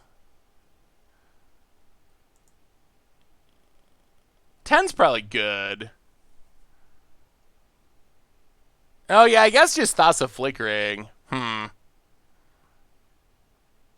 1, 2, 3, 4, 5, 6, 7, 8, 9, 10, 11, 12, 13, 14. Yeah, I guess we should go even further then. I guess we just go big Gadwick and then trust that Thassa's Oracle Flicker is going to win it. Draw a million cards. Oh, there's our Thassa's Oracles. So we don't even need that. Thassa's Oracle. Tap you down. Oh, and the devotion's actually higher than I was counting. I was forgetting the spreading seas. So we actually have way more devotion. We will put whatever on top, and that looks like game to me. Well, that's what Blue Devotion can do. That's what it can do when things go well. That was a really good win. So fetch lands. I think fetch lands are fine in Standard. I think they're even more fine now, thanks to most Standard being played on Arena and in Digital. So I will say, though, the only problem with fetch lands is when there's also fetchable dual lands. So I think there is a 0% chance, and Wizards already said, so there is a 0% chance, but I think there's no chance that that they're going to show up this year. But I do think they will show up again in the future. I would be surprised if we never had fetch lands in Standard again. I'd actually be very surprised. Yeah, con Standard, the problem was not fetch lands. Like, fetch lands on their own are not actually very good lands. I think there's actually a misconception. About fetch lands. Fetch lands with nothing to fetch except basic lands are worse than shock lands. They are worse than maybe fast lands, maybe even the check lands or buddy lands. Like, if you cannot fetch a dual land, fetch lands are actually not even top tier dual lands. They're just like, they're pretty medium. They're honestly very medium dual lands. On the other hand, if you can fetch dual lands, they are on the level of like alpha, beta duels. They're like maybe the most powerful lands in all of Magic. They might be the most powerful lands in all of Magic. Not so much because of deck fitting, but because the fixing is just so insane. Like, a single fetch land can get so many colors of mana when you can fetch dual lands. So I think as long as Wizards make sure that there are not lands with basic land types with land types in Standard, when they put fetch lands in Standard, I think it'll be fine. Like, I really, really, truly, honestly think it would be very fine to have them in Standard. On the other hand, if they do have dual lands, then you get into the problem we had with Battle for Zendikar Standard, where every deck, if you look at the mana bases of that Standard, most decks were playing like 12 to 14 fetch lands, just like so many fetch lands, unbelievable amount of fetch lands, getting the Battle for Zendikar dual lands, and a couple of basic lands. And that allowed you to play 4 or 5 colors, no real concern of mana cost. And not only did that allow everything to become 5 color, 4 color Uro pile type decks, but it also made deck prices insane. Because I think the misconception about that is the deck prices were not so much directly because of the fetch, were not so much directly because of just the format, but it was because decks had to play so many fetch lands. Yes, like Jace Vryn's Prodigy was a really expensive card, but the real problem was fetch lands, even when they were in Standard, were like $15 or something, somewhere in that price range. And if your deck just starts off with even 10 10 fetch lands at $15 a piece, that's $150. And some of them were like more or less expensive. And most decks were playing more than 10. So you're talking like $200 plus just right off the bat of any standard deck, of the top tier ones, almost any standard deck, just to get the mana base. Fetches and triomes would probably be problematic. I don't think that we would. Yeah, I don't think that we want fetch lands in standard if there are any fetchable dual lands. Like, I think you gotta have all check lands, fast lands. You can have dual lands. They just can't have the land types on them. Because that is when things traditionally have went pretty wrong.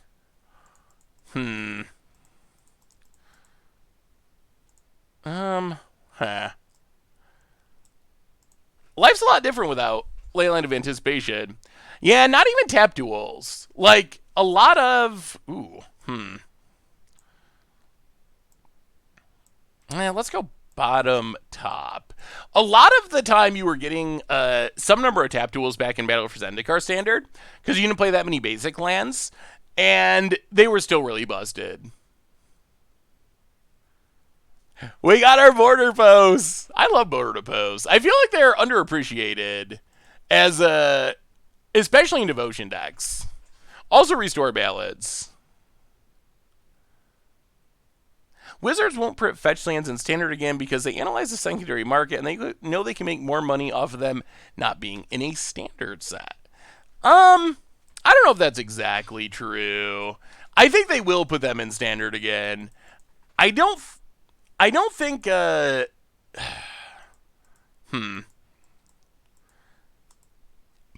don't think that's the primary reason.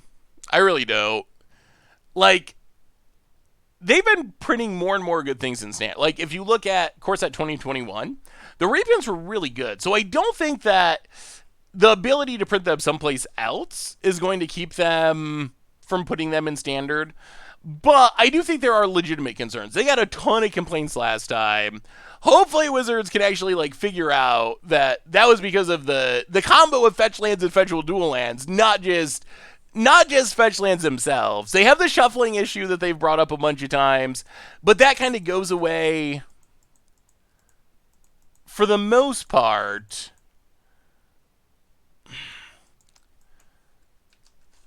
That kind of goes away for the most part after the game continues to move to Arena. Planeswalkers and Zendikar will be Nahiri, Nissa, and Jace. That's a solid group, I would say, of Planeswalkers. Now let's just get rid of this Steel Overseer.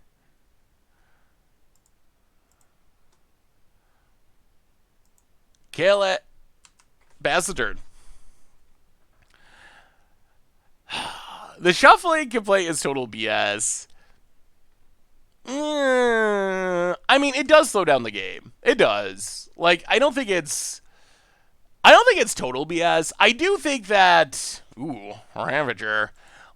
I do think that it is not a big deal in the world of Magic Arena, when Arena and Magic Online do most of the shuffling for people. So I think it's not all that big of a deal these days, but it does slow down the game. If you ever watch, like...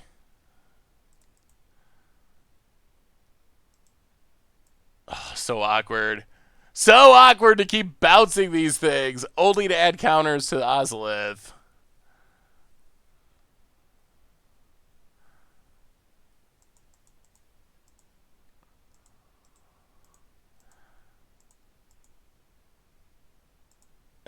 Alright, kill them all. That's what we got.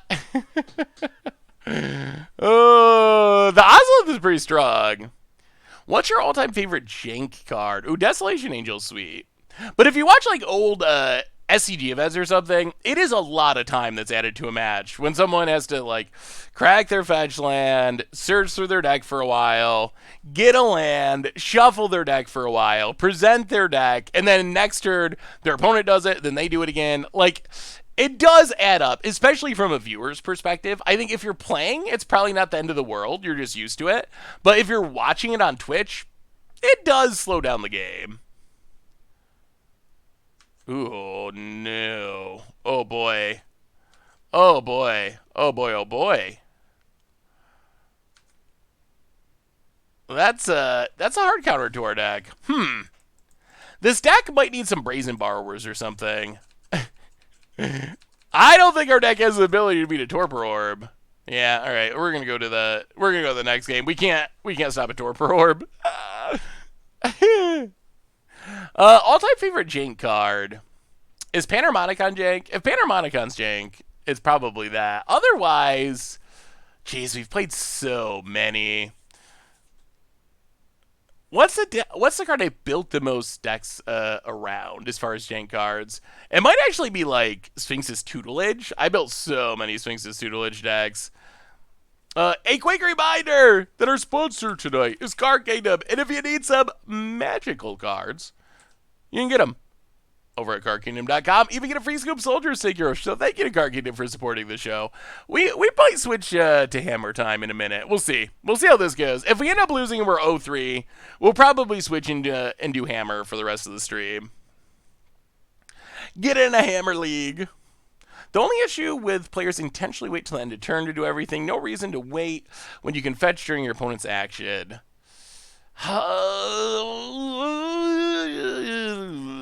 I mean, technically it's correct to wait. I think it's important, like, casually, yes, 100%. Kitchen table, whatever, even FNM, whatever, definitely agree. But if you're playing against, like, the top players in the world, and there's $100,000 on the line, and giving LSV or Kai or Fingal or whoever like a tiny bit more information about your like colors, your deck, whatever, what you are and aren't doing with your mana that turn, I can see why you would not want to do that from a competitive perspective.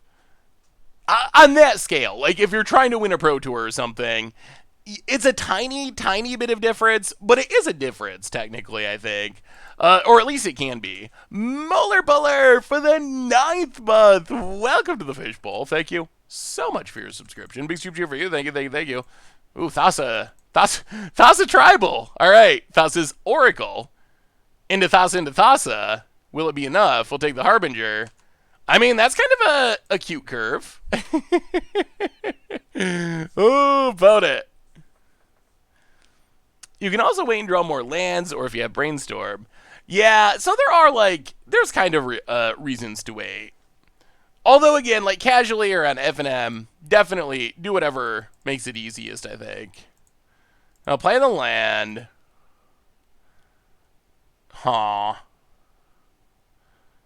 Play. Oh, they're going to make some big things, aren't they?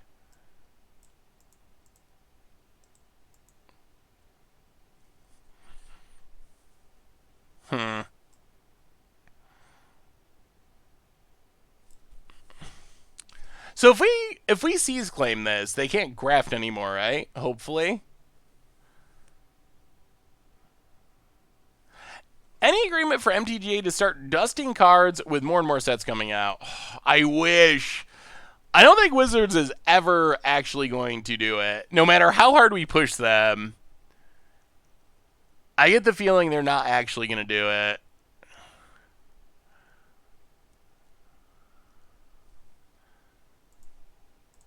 Yeah, we're going to do this.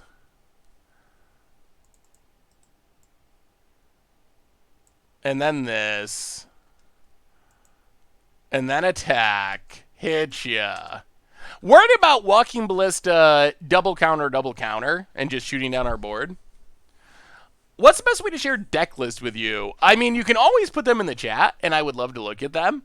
But the best long-term way is to email them to me, saffronolive@mtgoldfish.com. It'll probably take me a few days to get to it and respond, but I do try to get to and respond to all the emails eventually. Opponent, Ravager. Uh-oh. Dead? Are we just dead already? Witching Well.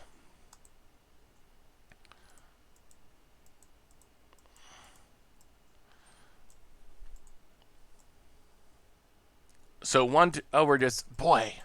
Yeah, we're super dead.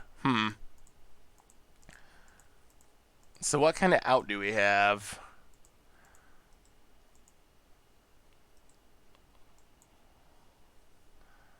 Thassa. Maybe we messed up that last turn. Maybe we should have just run out Thassa and not tried to play around. And not tried to play around Walking Ballista. Because now our opponent can almost assuredly just one-shot us. This deck doesn't actually feel very good. Have you seen this week's F&M game mode? Ooh, I have not. What is this week's F&M game mode? Yeah, I've definitely mentioned dusting a lot of times, but it does not seem to be one of those issues that Wizards is. Oh, another Ozlith. That Wizards is interested in. Like, it's something we've definitely tried, and I'll continue to bring up, but... Oh, just the arena economy and how it's... Boy, it's gotten expensive. This month was a double whammy. Like, even for me, oh my goodness. As someone that spends a lot of money on arena, good God. This month would jumpstart into... Wow, opponent's got no fear.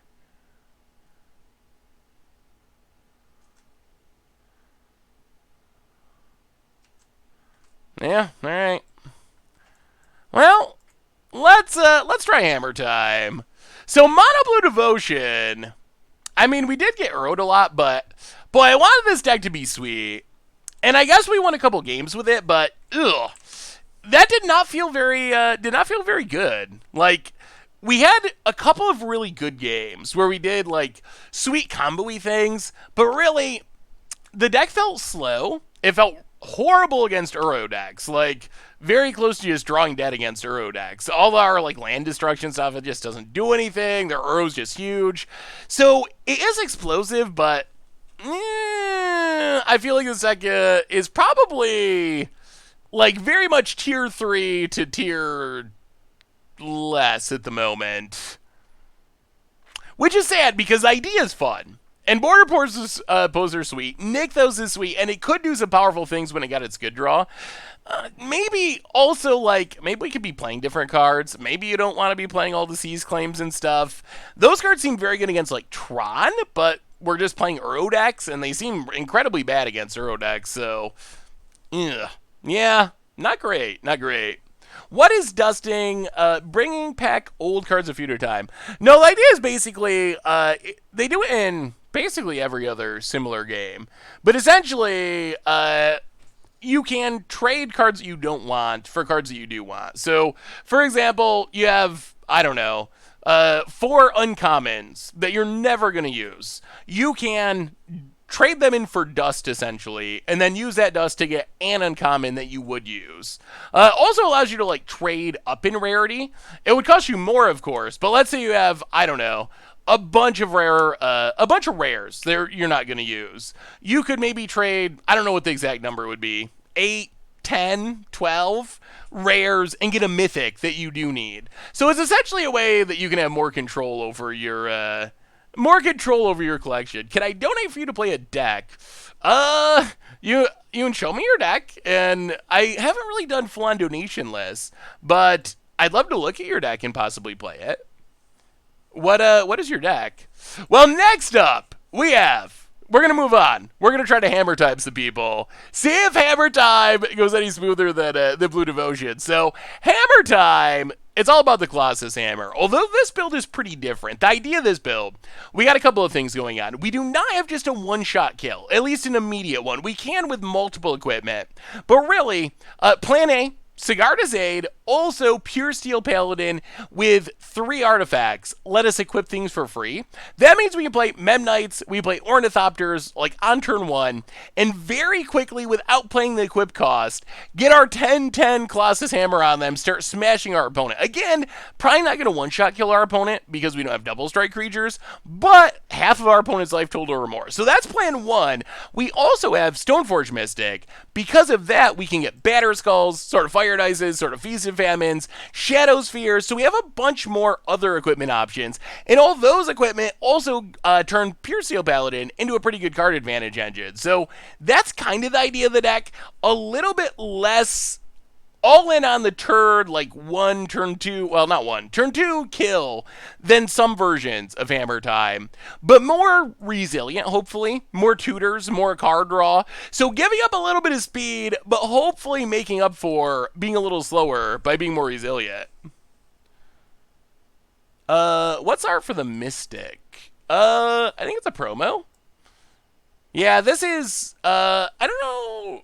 I think it's a paper. I think it was a GP promo. But yeah, that is a promo Stoneforge Mystic art. It is pretty good. This isn't infect. We don't have infect creatures. We're not dirty infect players. And Naban is bugged. Where's this deck? Too many decks. Oh my goodness.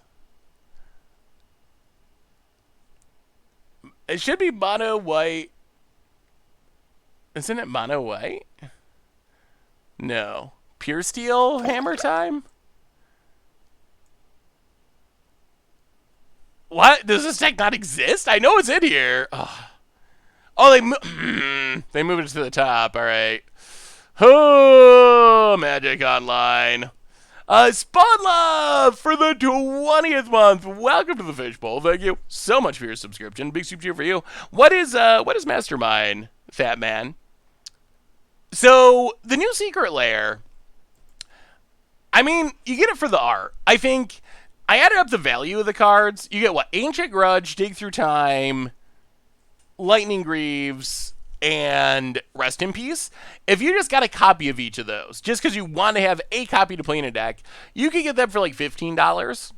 The secret lair drop is like $30. So you're essentially paying twice as much to get the art, which, I mean, you are getting special art. The copies will be worth more in the long run, most likely. That's how it has been with a lot of them. So it's so essentially you're paying more to get the art. I think the art and flavor text is cool, and I do like it. I guess we kind of are dirty infect players. Speaking of art, the Inkmoth art is super sweet. Can we keep this though? Oh, the tattoo art, that's top tier secret lair art, I would say. This week's FNM is awful. What is Mastermind?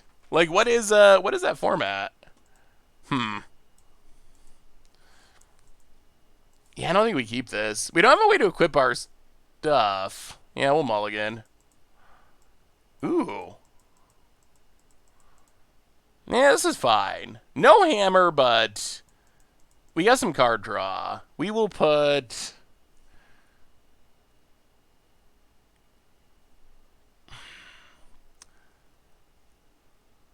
Inkmoth to the bottom. All right, Inkmoth to the bottom.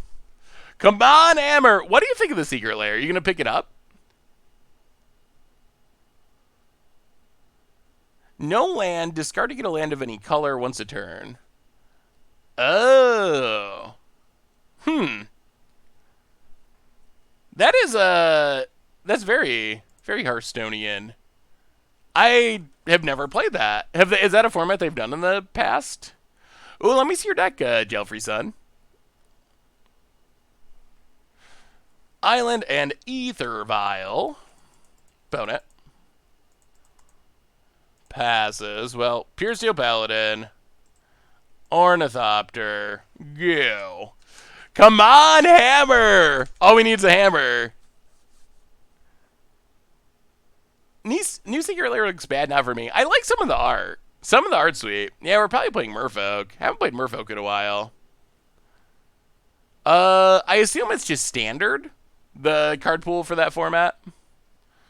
Oh, really? Ugh. Alright. Curse Catcher. Well, that's much less fun.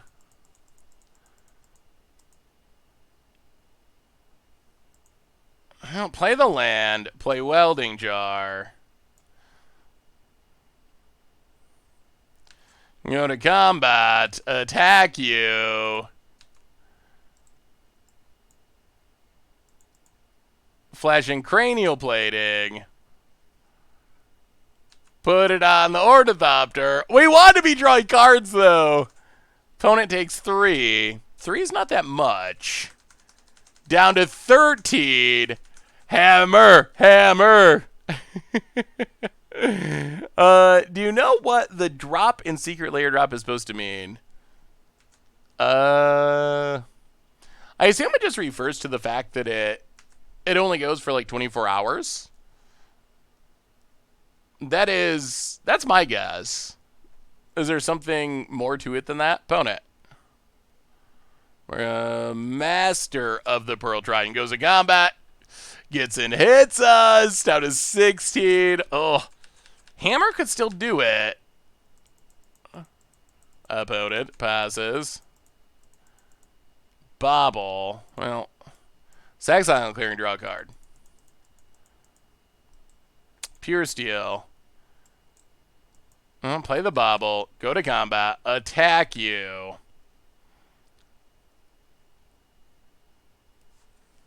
For 4. Huh. I didn't know Merfolk was still a deck. Opponent goes to 9. Well, we'll bobble.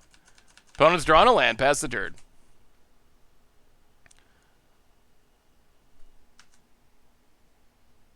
Okay, we get an Ink Moth. Sweet Tattoo Ink Moth. There's a Waterlog Grove. Opponent goes to combat. Hits us. Come on, no Lord. No Lord. No more Lords. Down to 10. Opponent passes. Well, play Welding Jar. Play Ink Moth.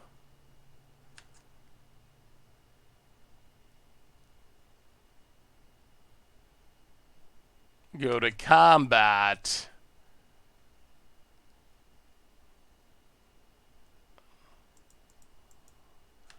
Oh.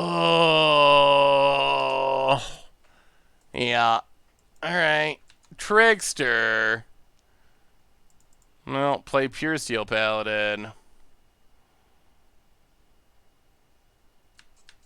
Oh, we don't have... Oh, awkward, awkward, awkward.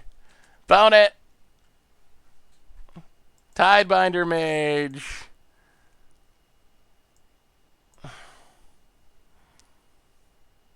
Well, alright. Here comes the merfolks.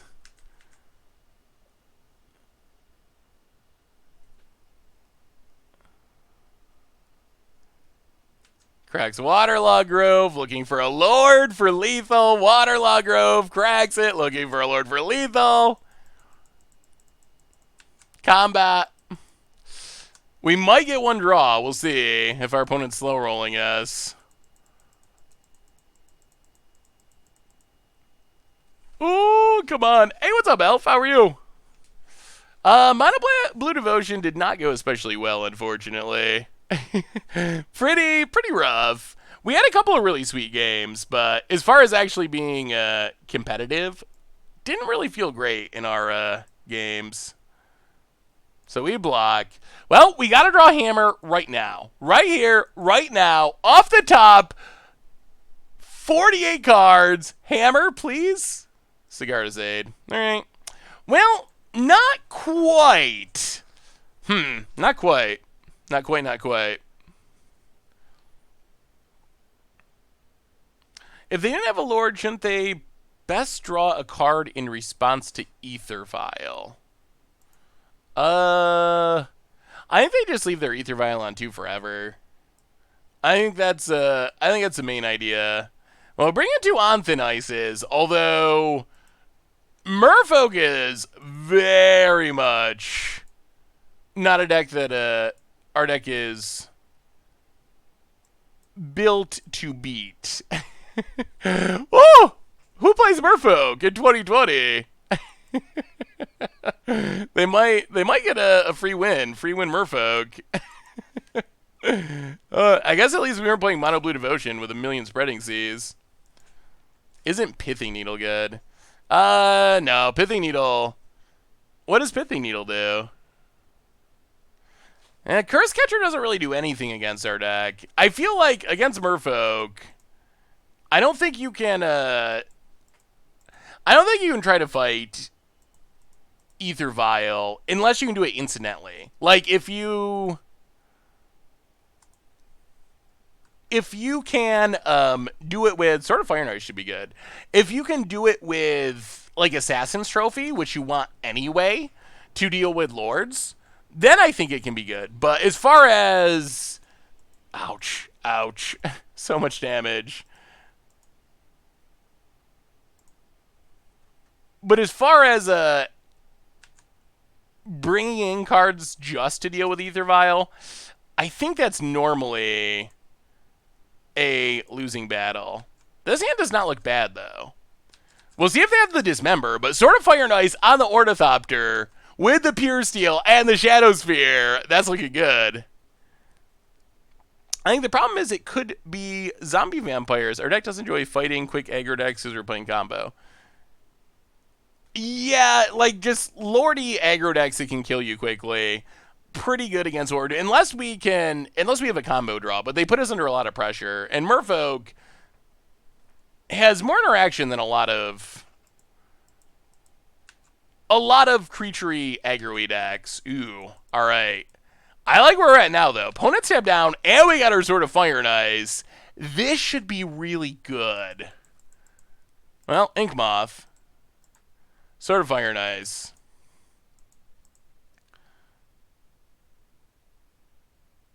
Put it on our Ornithopter.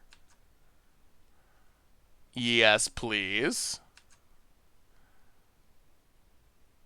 And then Puresteel, tap it for mana, thanks to Paradise Mantle. Shadow Sphere.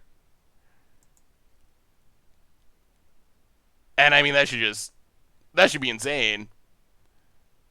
Pro Blue, Pro Red. Sword triggers, card draw, Shadow Spear for life gain. That probably does it. I really love the tattoo art. That's one of my favorite secret layers from that secret layer cycle. Maybe one of my favorite overall just for the art. The tattoo art's really sweet. Well, get in with Ornithopter. Hit ya.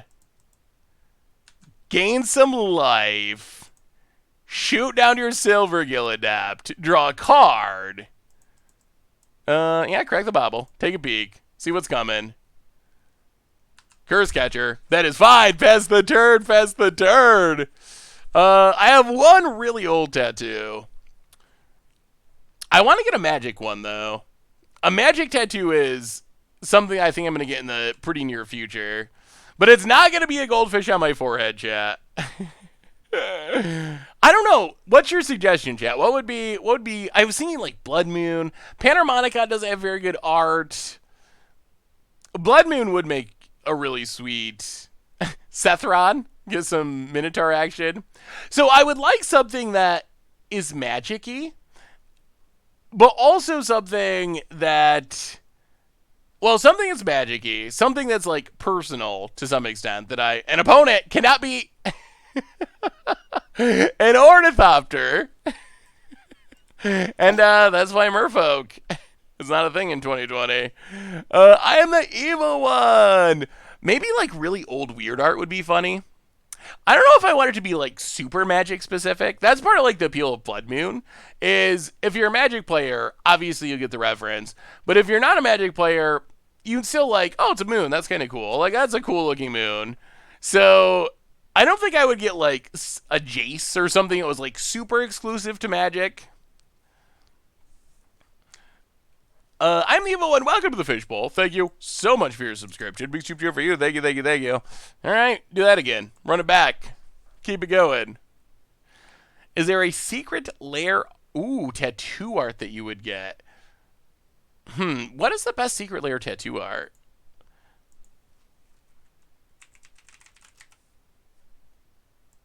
Oh, do we keep this?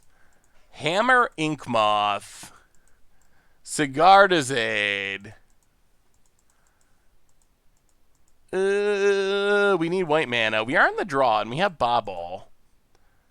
You know, we're going to try this. I think this is close enough that we would try it. What is the best secret lair tattoo art? The pithing needle is pretty good. I'm trying to remember what the rest of them look like. What else was in the tattoo run?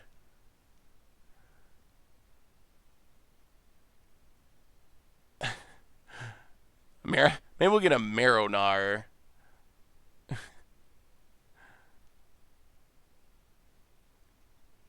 There's more than that somewhere. What were the rest of them, chat? Oh, I can't be Teferi. Krim, I'm surprised Krim doesn't have Teferi tattooed across his chest. Oh, Eternal Witness. Yeah, that's right. Why were they not on our list there? White Source. Ornithopter. Well, play a land, play a bobble. Play an Ornithopter. Crack the bobble. Pray for land. Island on top for our opponent. Get a tattoo of me pithing needling my own pithing needle? That's not a land. Oh! Is our greed gonna get us? Maybe we'll have to amend the rule to one land, one keep, unless that land's colorless. One colorless land, no keep. Ugh. Yeah, we might need a small amendment.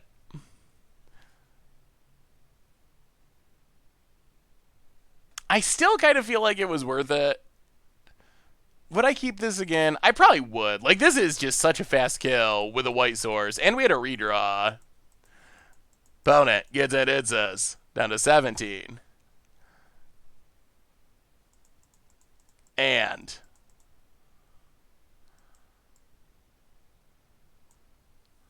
Paradise Mantle. Equip Paradise Mantle. Oh, greed. Trying to remember, don't you have Brago in paper? I do have paper Brago. It's not fully optimized. That was one that it was a budget deck that Tomer gave me, and I made some updates to it, but probably need to make some more. But it is pretty good. I mean, Brago's pretty strong. Chalice on 1, and now we will definitely scoop it up.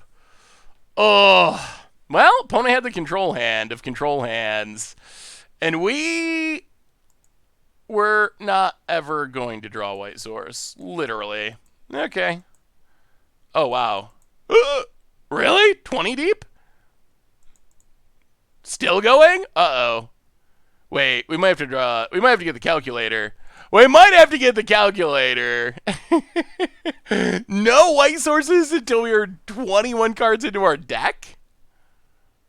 That's unfortunate. Greed tattoo could be sweet. Greed has some funny art.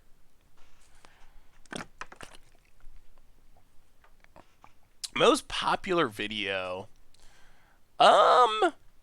I might be the original 34 Rhinos. I don't know if that's one that actually has the most views, but that was definitely maybe the most important one.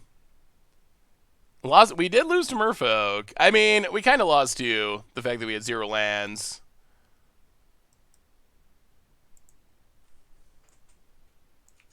At least it wasn't an Euro deck. Still newish, trying to figure everything out. Tomer is not Krim, and Krim is the Ancient Avenger on Twitch. That is correct. Tomer is a budget commander on Twitch. He's streaming a little bit more. He doesn't stream that much though. But yeah, Tomer is Tomer. This hand is really bad. I kind of wonder if you're gonna play a deck like this that is inconsistent. I wonder if it's better to just be full on as combo-y and as fast as possible. Goblins do have some really sweet art. Well, alright. Steel Shaper's Gift. Get a... Does it even matter? I guess Colossus Hammer. Play an Ornithopter. Pass the turn. Modern Frank Sanity is most viewed gameplay. Yeah, it's so weird. What are the chances? Of all the things that it could possibly be. Oh boy. Artifact land? Artifact land would be good. Let's look at our deck. Just so we know if we're going to draw land or if we're going to... Oh, no. So the answer is no. I do kind of want Puresteel, though.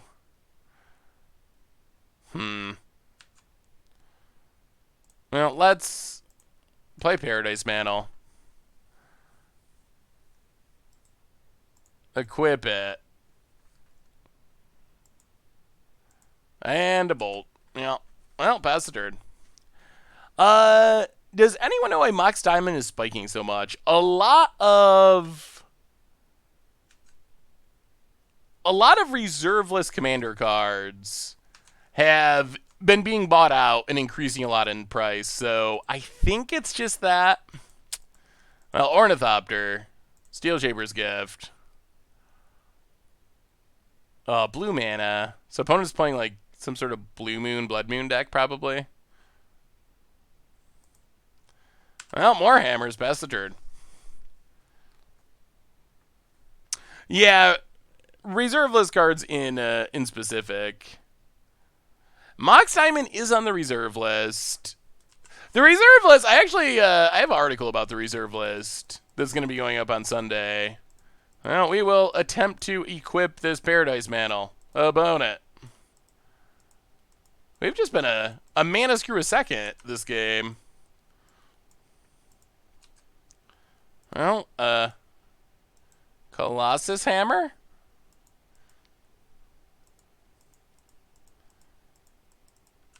Okay, Force Negation.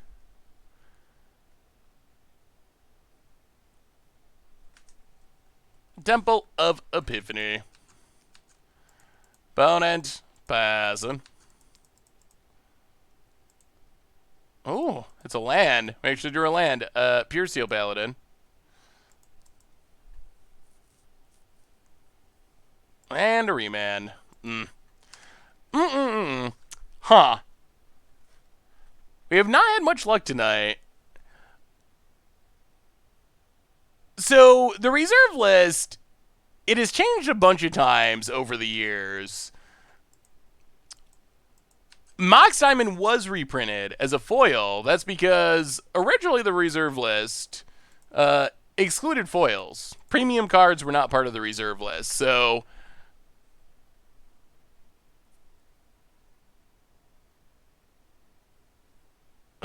more remands. So Wizards was fine with printing foil versions of reserve list cards. So there's like Phyrexian Negator, Mox Diamond. There's maybe like, all right, Snapcaster, Remand.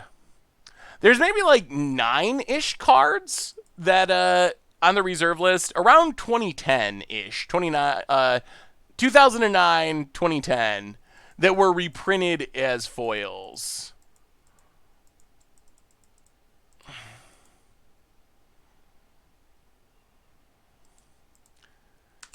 Also, originally, like, Demonic Tutor was on the reserve list.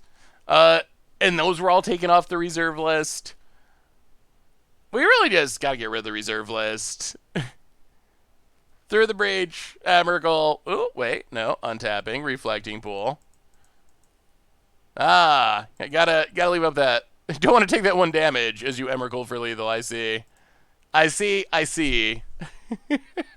Oh! Yikes! Yikes.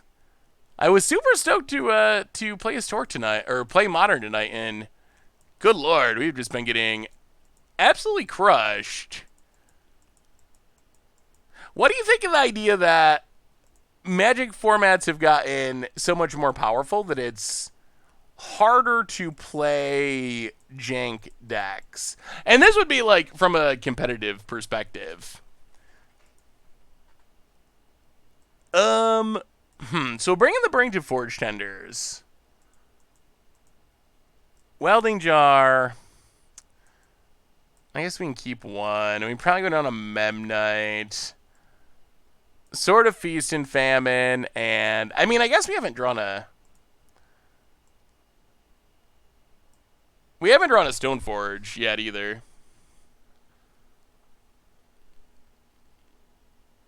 Averos? Maybe. Could be a streamer. I'm not familiar with them personally, but the sand. Ugh, boy. Mulligan. Somehow that's worse. Mulligan. All right. Well, bottom and bottom. We got the Sigarda's Aid. We got a hammer. That's sort of something. Force of negation. I actually have force of negation. If the reserve list ended in Moxes were $5 a pop, should they become legal in EDH since they're worse than Soul Ring? Soul Ring should just be banned in EDH. I think that's the issue. Soul Ring is just absolutely overpowered. But I mean, I guess Moxen might be fine-ish, maybe. Yeah, there's force of negation. Pitch in a collecting company. Well, play a land. Take a peek. Alright, opt. Sweet.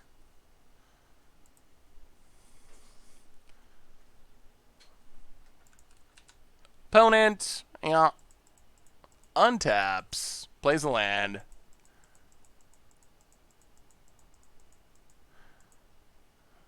Well, Puresteel Paladin. I feel like we don't have many cards in our hand. Little light on cards here. When Moxie gets played, card will be in every deck. Yeah. I don't know. I would also be fine with Power 9 just like never being reprinted. I feel like those are the cards that matter the least. The Power 9. Well, play an Ornithopter past the turn. The cards that matter the most are like the Gaia's Cradles and the dual lands. The cards that actually are like playable in formats. Cascade bluffs for R.E. Buted. Well, play a Forge Tender. 19 turn clock. Look out through the breach. Yeah, I mean, I guess it would be sweet if more people could play Vintage. Although, I think that most people would probably still not play it. Like, I really think the reserve list is part of why formats like Vintage and Legacy don't see more play. At the same time, though, I think it's also that they're not really appealing to newer players. So even if they were much cheaper, I still don't think they would be super heavily played. Opponent runs out of Snapcaster for a Lightning Bolt. We have a new donation for Rob. Takes out an Ornithopter. Sure. Oh, this is just going to end with us getting breached again, isn't it? From Bill Brown with a $5 donation. Thanks, as always, for the great content. I like the solution to the reserve list that came up in your podcast. If it's a problem, print a new card that does the same thing. Banisher Priest, Fiend Hunter are almost the same card. Yeah, so the issue is, like, in theory, I like that idea. The issue is Wizards considers that violating the reserve list. So we'd have to talk Wizards out of their spirit of the reserve list. So they already did this once. With Fork was a big example. So there was a card, you probably know it, but there's a card named Fork, 2 mana, double red, copies an instant or sorcery spell. Essentially, it copies an instant sorcery spell, and it turns the copy red. And then they reprinted, printed Reverberate in Magic 2011, which is 2 mana, instant, copy instant, sorcery spell, choosing targets for it. Same exact card. The wording's the same, except you don't turn the spell red. The copy isn't red. And after they printed this, Wizards said, we shouldn't have done that. That was wrong. That violated the spirit of the reserve list. They were too similar to a reserve list card. So we'd have to talk Wizard out of that line of thinking to be able to have that plan actually work. I mean, I think it's pretty silly that is even part of Wizards thinking, but That is how they think based on the reverberate thing. Well, let me see, Sai. Well, I get the feeling that our opponent's about to Emrakul us. Pass the turn. Luca Surprise. Deck wants to use cards like Vessel of Volatility for the plunge. That looks sweet. I mean, cheating Emrakul into play is a pretty effective way to win games. My only concern would be, are there actually enough...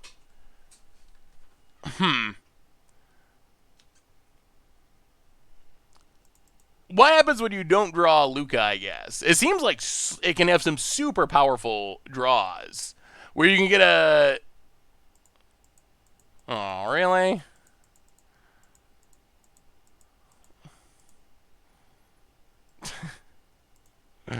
We ain't got no luck. We got no luck at all. Wow, the beatdowns just keep coming. But yeah, it looks super fun.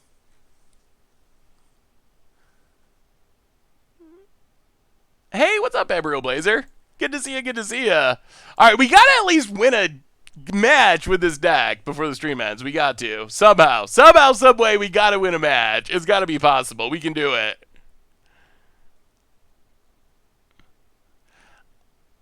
I mean, the reserve list, it did. Hey, what's up, S. Cobret? How are you? Good to see you. I mean, so I think the reserve list did have value back in the day, but it did. The value is definitely not there now. It hasn't been for a long time.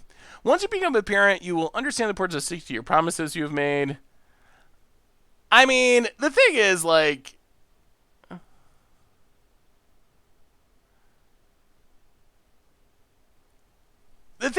Wizards, I don't know how Wizards can actually hide behind that.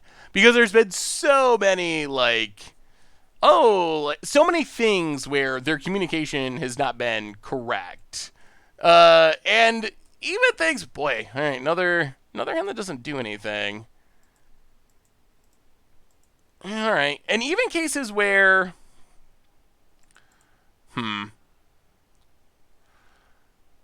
so we can Steel Shaper.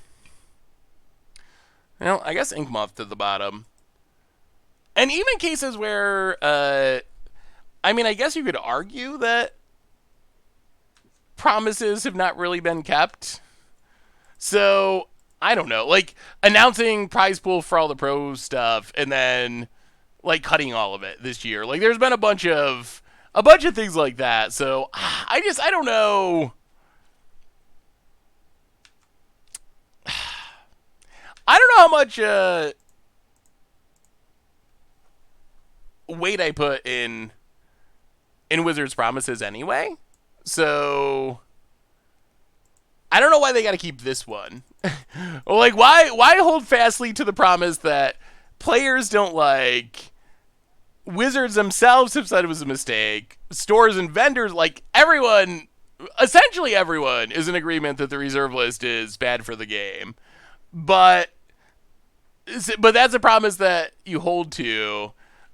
But then when it comes to, like, hey, we're giving you $3 million in prize money this year for pro events, and they're like, just kidding, it's going to be like 1 point whatever, but, you know, we're not going to say why or anything. Like, it's for your good. Like, I don't know. I don't know how Wizards picks the promises that they stick to and don't. I mean, I assume the reserve list probably has something to do with their lawyers. That would be my guess, is that even though there's very close to a 0% chance that a lawsuit, opponent's going off, that a lawsuit brought by some group or someone about the reserve list could succeed, it might be that Wizards just does not want to deal with it. That seems like an actual possibility. Well, let's play Puresteel Paladin. Play Ornithopter. Pass the turn.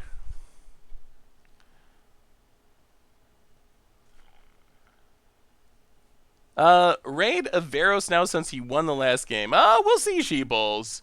We're still streaming at the moment, so we're not rating anyone right now. Soulscar Mage for our opponent.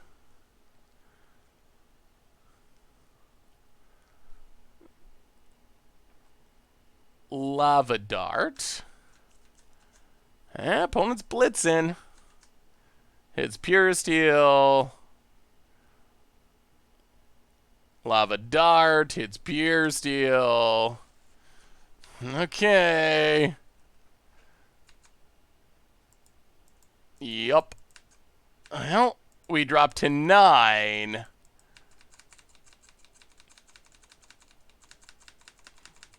Untap. This is going to be close. Play Sigardazade. Play Inkmoth Nexus. The problem is any bird spell just beats us. And we know they're playing gut shots and all these free bird spells. So, ooh, the odds of this Inkmoth getting a hammer on her are probably not very high. Did we do any set rankings today? We have not ranked any sets today, Thartman. Maybe we'll get some in.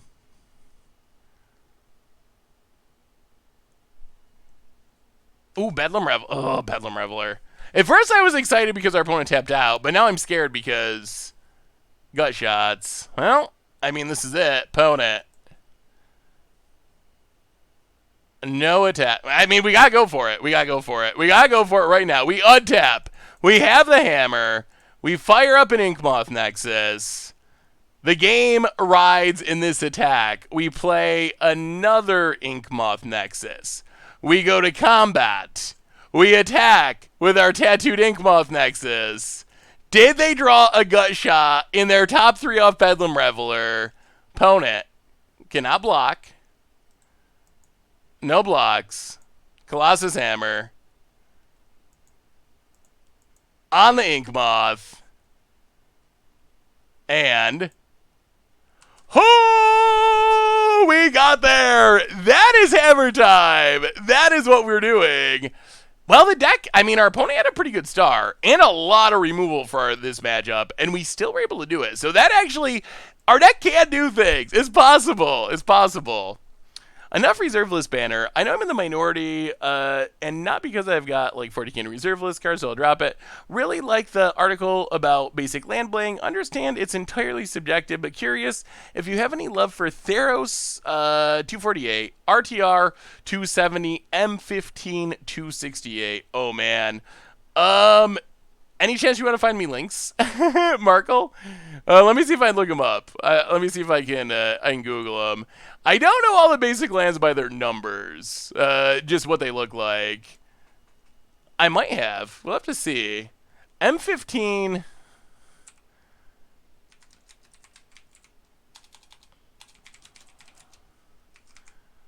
$268. Let's see. M15 basic land 268. I mean, yeah. I mean, it's fine. I don't know. It doesn't like super jump out at me, but it seems reasonable. Like, oh, decent. I don't think I would rank it in like my top 5 or anything, but what were the other ones? RTR 270.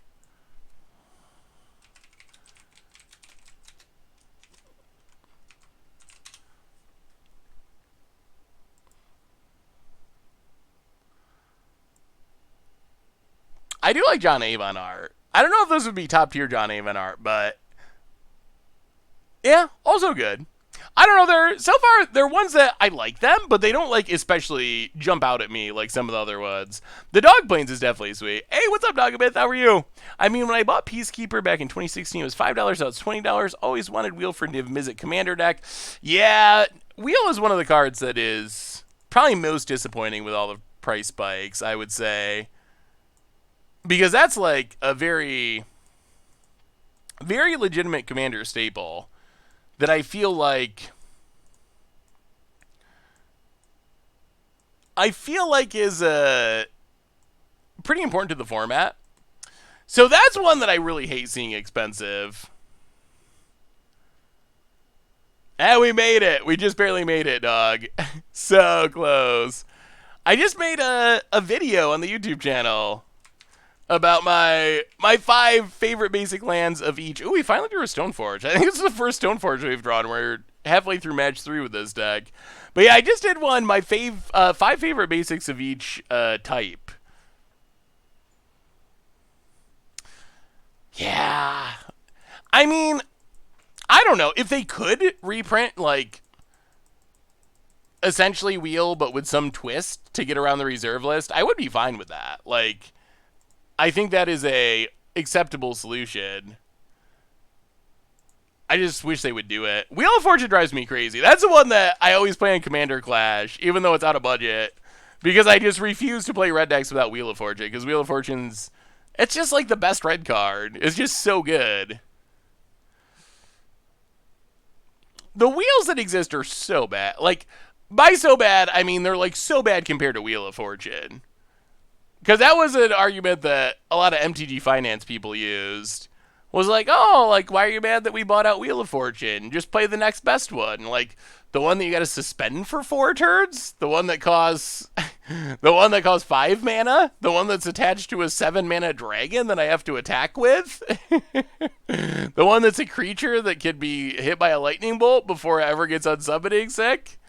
So, I mean, not that they're unplayable, and I do play all those in Commander decks. Well, not all of them, but I do play other wheels in Commander decks as well. So it's not like, oh, these are completely unplayable, but they are a massive, massive step down in power in a very far cry from actual Wheel of Fortune. I don't think it's not easy. Like, I can see the argument in some case. Like, oh, whatever, disallow. Just play the next best counter spell. Sure, like, whatever. Yes, cancel is worse, or whatever is better than cancel. But even if you play cancel, like, is cancel worse than disallow?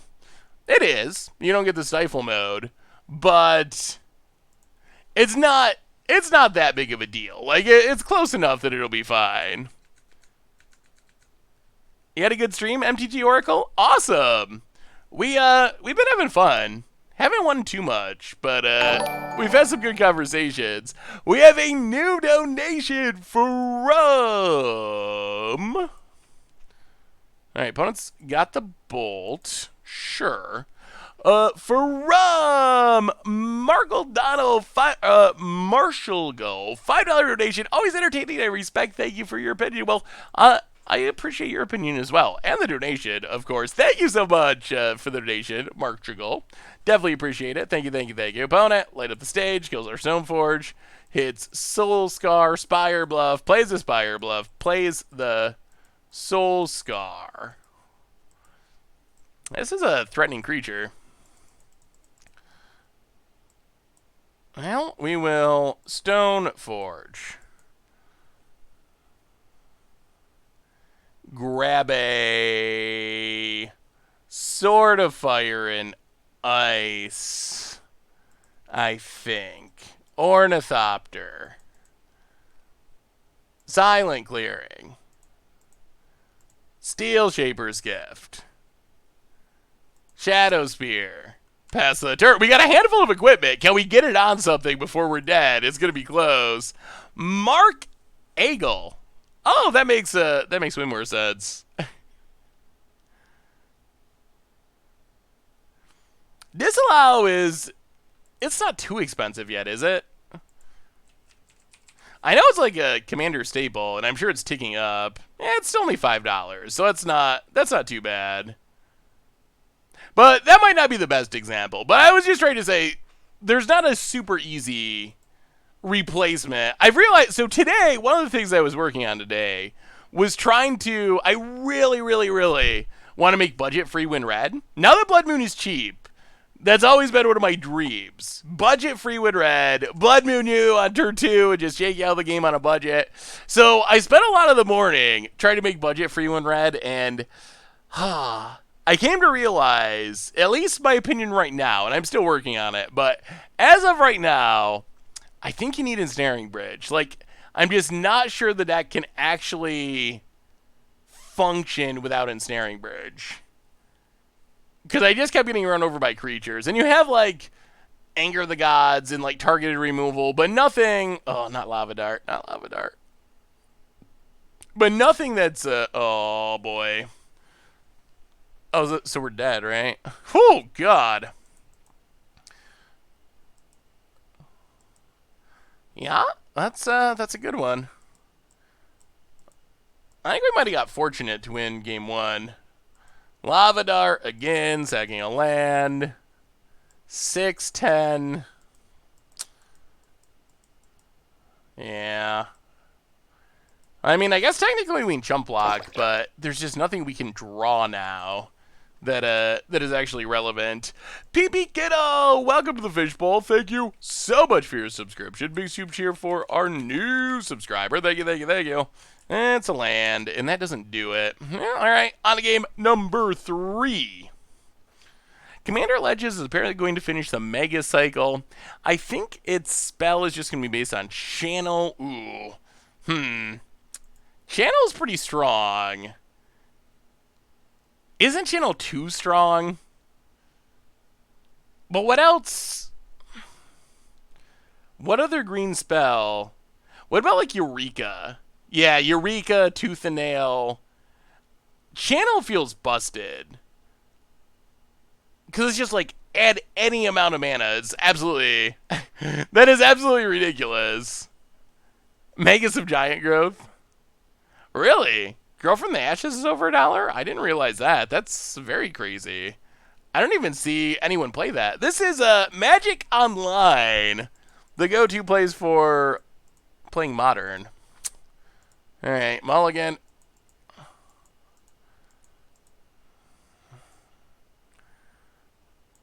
Alright. This feels like, this feels... I don't know if you watched the rough drafts of Double Masters. This deck reminds me of the rough drafts deck. And it feels kind of the same, where if we don't have Stoneforge or Puresteel going, it's rough. Louis Fust, welcome to the Fishbowl. Thank you so much for your subscription. Big soup cheer for you. So, what do you think? They're doing the announcement this weekend. I think Saturday. Or, well, like some sort of preview panel about Commander Legends. Do you think... Snow-covered plains. Do you think that it is just going to be a relatively boring, like, here's a few card previews? Or do you think it's going to be something more than that? Do you think we're going to get rules changes, Planeswalkers legal as commanders? Like, do you think it's just like, hey, here's a few cards, get hyped for it? Or do you think it's something more foundational that's changing in the commander format? I have no idea. They have kind of like hyped the announcement a little bit.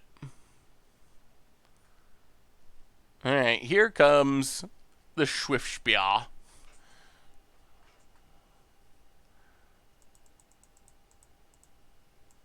Banner Skull. Well, on the nice. Get rid of the Swift Spear. Play a land, play an Ornithopter. Banner Skull's a bit away. Many, many lands away. Would you consider Hammer Time in Legacy? I mean, yeah, you could. You could try it in Legacy. Sprite Dragon for our opponent. Passes. Land, please. Ooh, I'll play Sigardicade. On thin ice. Get rid of the Sprite Dragon. We're playing the control role. Ooh, if we draw a land, we get down. No, let's send a message. Let's send the Ornithopter message. Hit ya. Yeah, I think there'll be some previews for sure. I think the question is there more than just some card previews? Ooh, Forge Tender's nice. Play Forge Tender.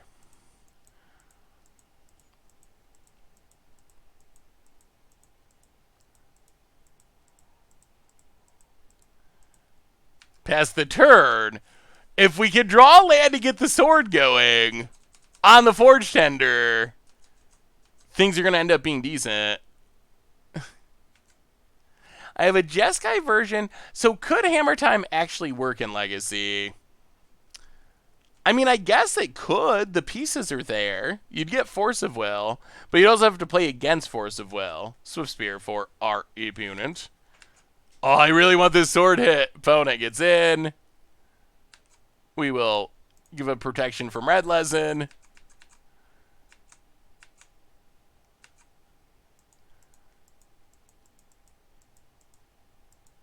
Opponent passes. Land, land, land for sword.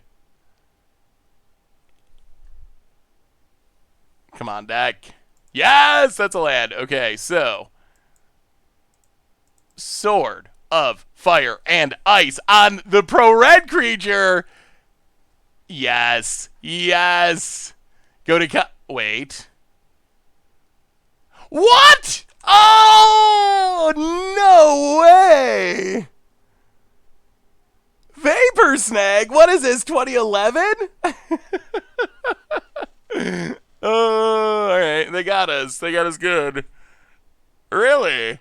Really? Vapor Snag. Well, here they come. Crashes through. How much damage can they do? I definitely was not expecting Vapor Snag. Oh my goodness. Alright. Finds the Abrade. Gets and hits us. It is. This is like 2011 Magic. Except earlier we just played Uro like 5 times in a row. So a mixture. 2011, 2020. Well, play the creatures. Pass the turn. We are at 15, which is good. But our opponent blew up all of our stuff. We don't have any equipment to draw cards. This Battered Skull is infinite mana. Opponent. Sprite Dragon. That's a flyer. That's going to kill us if we don't draw something. Gets in, hits us. Down to 14. Come on, deck. Be good. Be good. Opponent passes. Cigarda's Aid is literally the worst thing we could draw. It's not an equipment or a land, and we already have one. Oh, opponent. Oh, this is not great. Hits us. Down to 13. Passes. We draw. Ink Moth. Okay, that's better than Cigarda's Aid. A small step in the right direction. There's 19 lands, so not many for hardcasting Battered Skull. Battered Skull ideally is going into play off of Stoneforge Mystic. Ooh, we could be dead any minute, though. This is very frightening. How many Vapor Snags are in their hand? How many Vapor... Should be 0, but probably 3. Opponent gets it. Hits us. Oh, I feel like we're very close to just dead.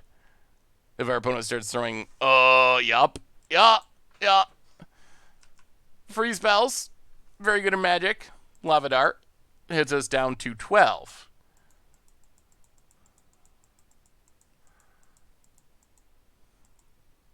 Lava Dart to 11. Grows the Sprite Dragon. Oh! Yeah, we got Settle Mana. Down to 8. Opponent passes. We draw. Stoneforge. I'll play Stoneforge.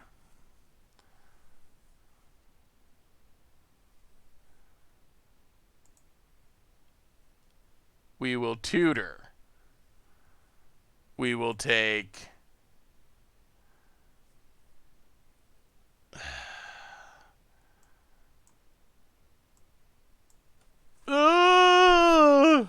How can we not die?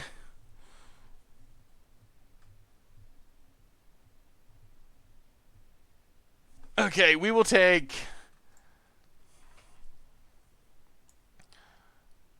Colossus Hammer.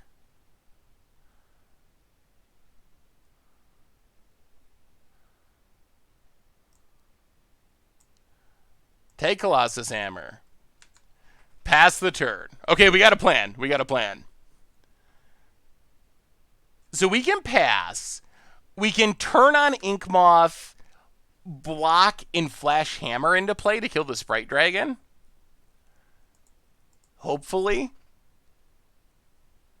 Everyone likes the Sphere. I kind of like Hammer here, though. Opponent. Gets in. Well, we will Ink Moth. Tattooed Ink Moth.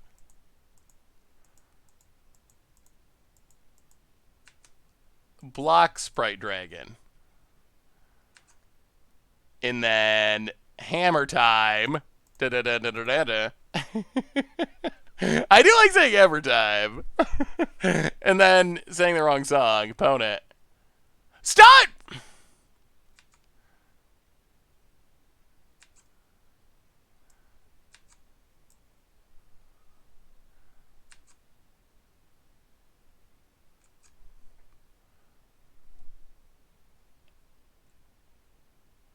Wow. All right. Sure. Well, Paradise Mantle. Draw a card.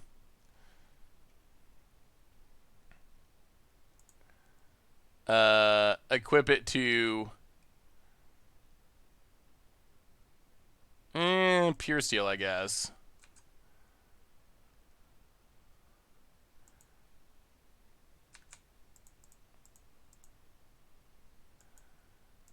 Mishra's Bauble.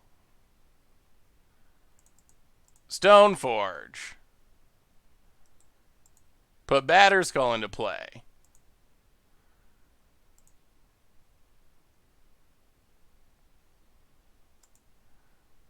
Put it on Puresteel. Draw a card. Oh! It on thin ice. Okay. Okay. Pona had some good cards to get out of that, but I think we're getting... What? Oh. Alright. Well, we will equip to Puresteel. I think we're good now. Get in for 6. Gain 6. Out of the danger zone. Could this deck play Lurrus main? Alright.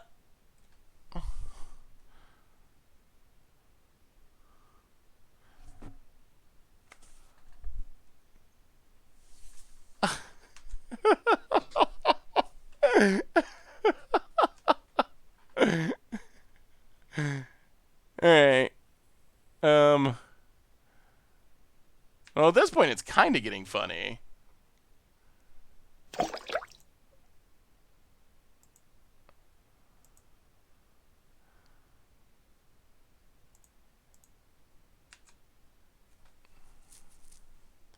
Well, pass the turn. Whew!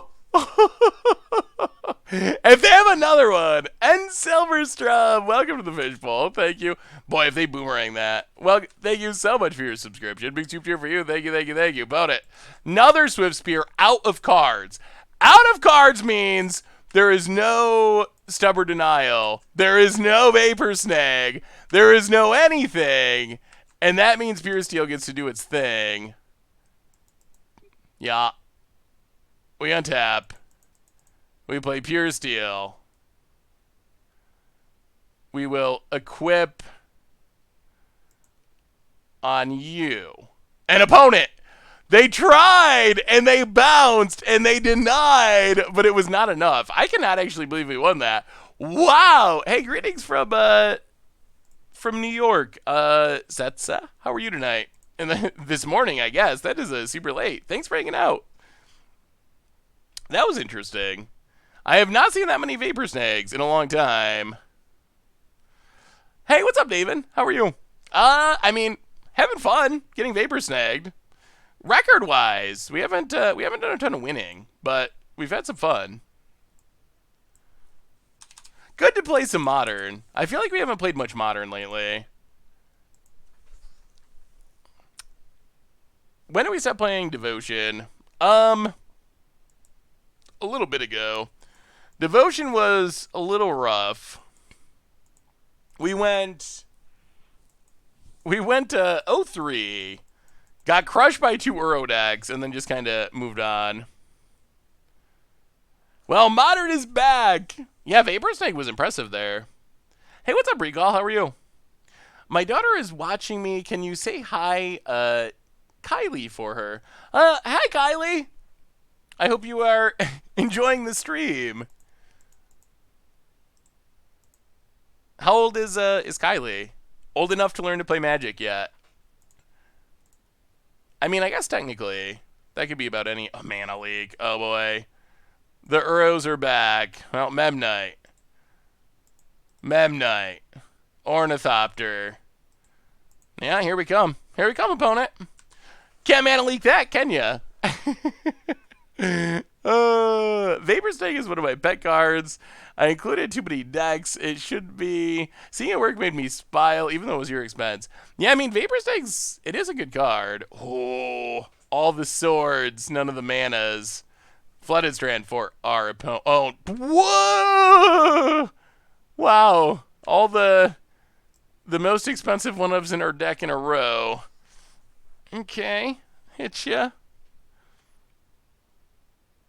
Adriano Catani is the person that does all of our thumbnail art.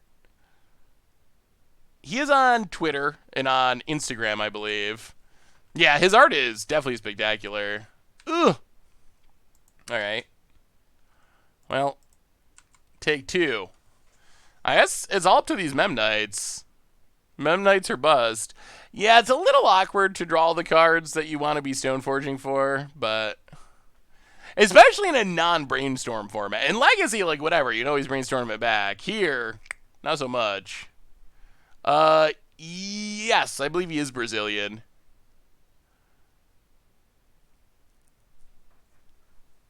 Land far about it. Passes. Well, okay, welding jar.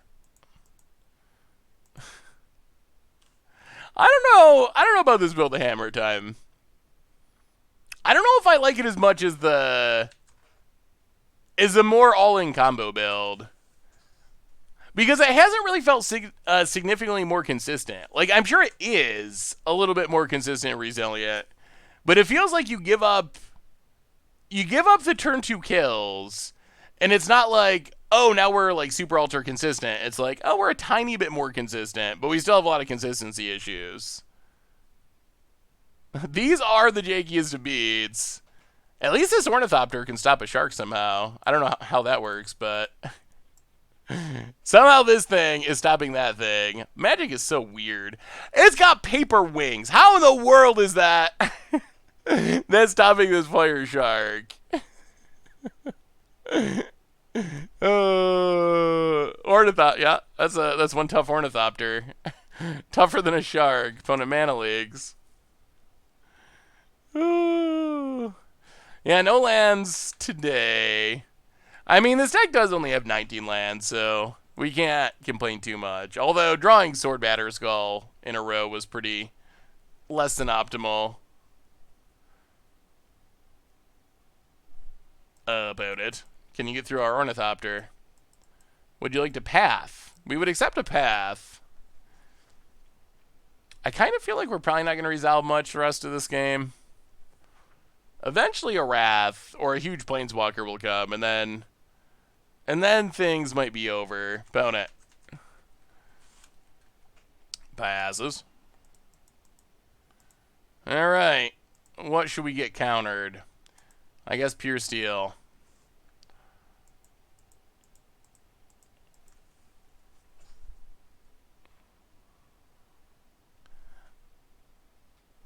Alright, so opponent's just gonna Wrath, I guess.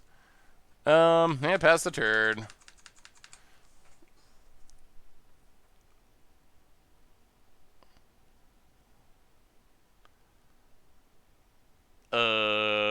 Opponent. Oh, more sharks. This one big enough to get through an Ornithopter. What would be the best option for the Green Magus? Maybe they just need... Yeah, green is tough. Green might be the toughest Magus to make, honestly. It seems like it might be. One of the toughest. Magus of the Overrun. So, like, pay whatever, 5, sack it, overrun. A little bit boring, but that could work. Cultivate, okay. I'm trying to think. So they've all been made after iconic spells, right? We got Magus of the Will, Magus of the Wheel. Ugh, Teferi. Magus of the Will, Magus of the Wheel. What is Magus of Balance? What is the white wood? Magus of the Plow Under. Why are we seeing Veto in Modern? We'll have to. Oh, all right. Ugh. Yeah, Stoneforge. Would you like to counter this one? We could definitely play some Veto in Modern. I think the biggest drawback, most likely, in my opinion, to Veto in Modern is it dies to Lightning Bolt. So I think you need to be in some sort of like dedicated combo deck to really make it work. So its fragility is probably the biggest drawback. Magus of the Elvish Mystic? How would that even work? How would that be different than an Elvish Mystic? Didn't they have... Wasn't there...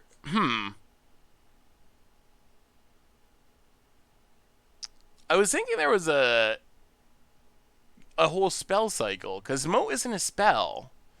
I thought they were saying something about there being an entire cycle of spells, because there's a bunch of them going back. You got like Magus the Mirror and Magus the Moon. Oh, opponent has Sword of Fire and Ice.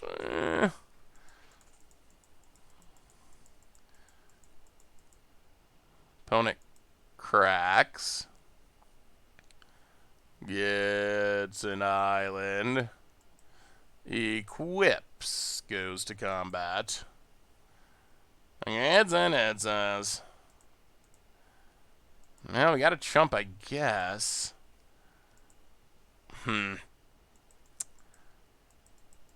Strange draw. Well, there's a land. So we will play Puresteel Paladin. Play Snow-Covered Plains. Play Paradise Mantle. Draw a card. Ugh, no. No. Ugh. Alright. Opponent has the path.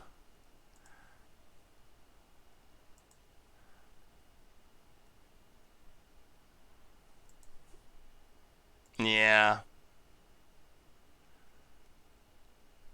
Oh, that's so bad.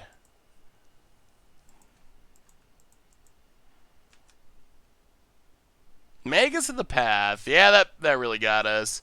Hey, what's up, Buffalo? How are you?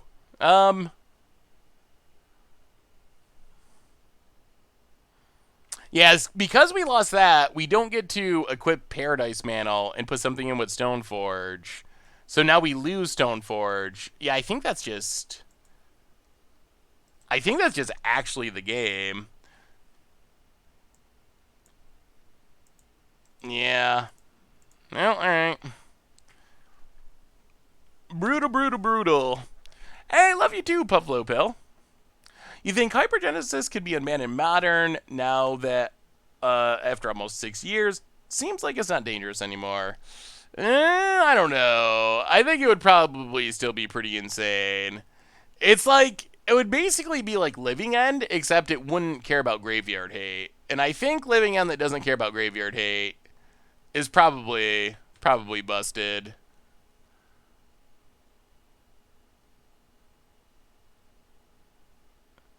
I would still be nervous about it. Like, it would be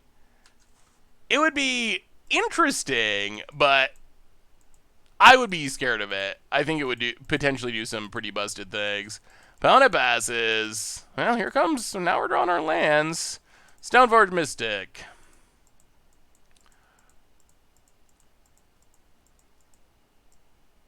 I feel like our opponent has gained control. They still have the Teferi. How sad would a Crim be if Teferi got banned in Modern too?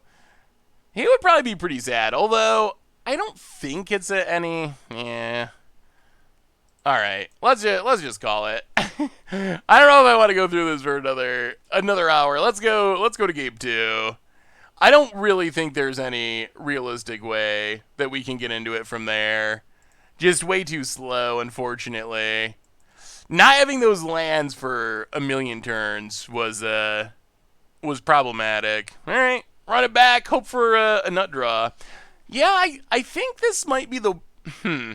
I think this might be my least favorite version of Hammer Time we've played. I feel like we give up too much explosiveness, and we gain not really anything. Like, the amount that we gain of consistency is not enough to make up for what we lose. We have a new donation from Icy Doc and Chovies. Icy Doc. Oh, why? Why must you remind me? It was just starting to finally fade away. And now it's back. Magus of the Explorer. But there's 2 merfolk in the art. Is Darksteel Citadel banned in Modern? Darksteel Citadel is the one artifact land that is allowed. Would you play a format where you have to play white bordered in mismatched arts? Yeah. I mean, I don't mind white borders. Mismatch arts is a little bit rougher, but I don't mind white borders. It would probably depend on the rest of the rules of the format, but that would not make me, by itself, that would not make me not play a format.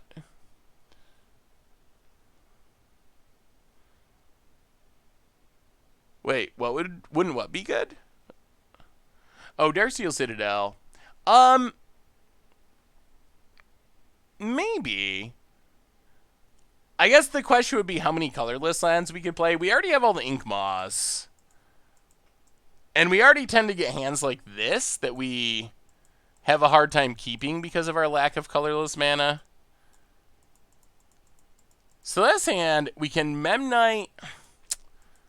Yeah, it's pretty slow.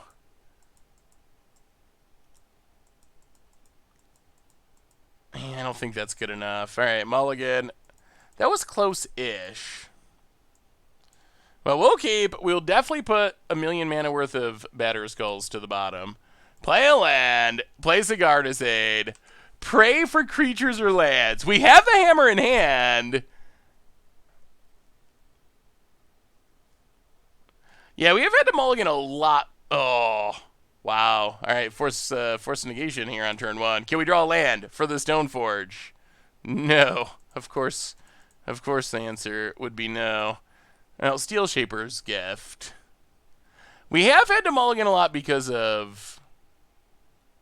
We have a hammer. We have had to mulligan quite a bit because of the Ink Moss. That is very true. Magus of the Vapor Stag. Oh, no! Now we're just going to get out Stoneforge by the control player with mana? Sort of fire and ice.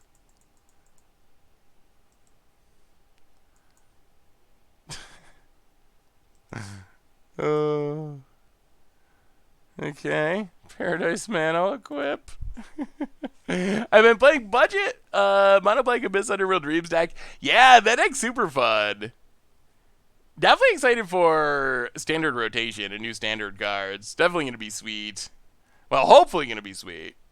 Hey, what's up, Beep? How are you? Good to see you, good to see ya.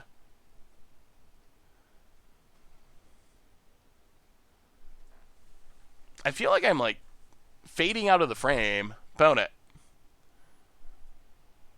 Have you got any good combo kills, Kenton?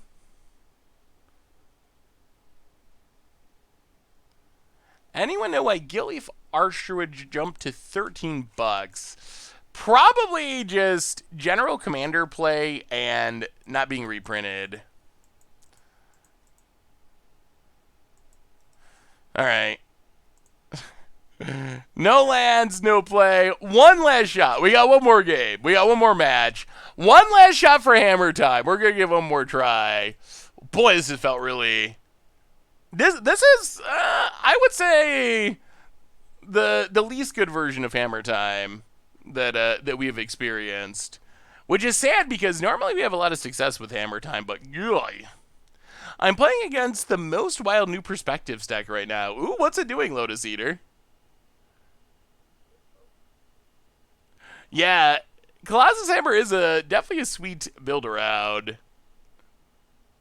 Now we might have to try one of the older builds at some point to get the taste of this very clunky league out of our mouths.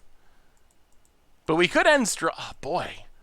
One land. I think this build's it's pretty expensive. Maybe that's it.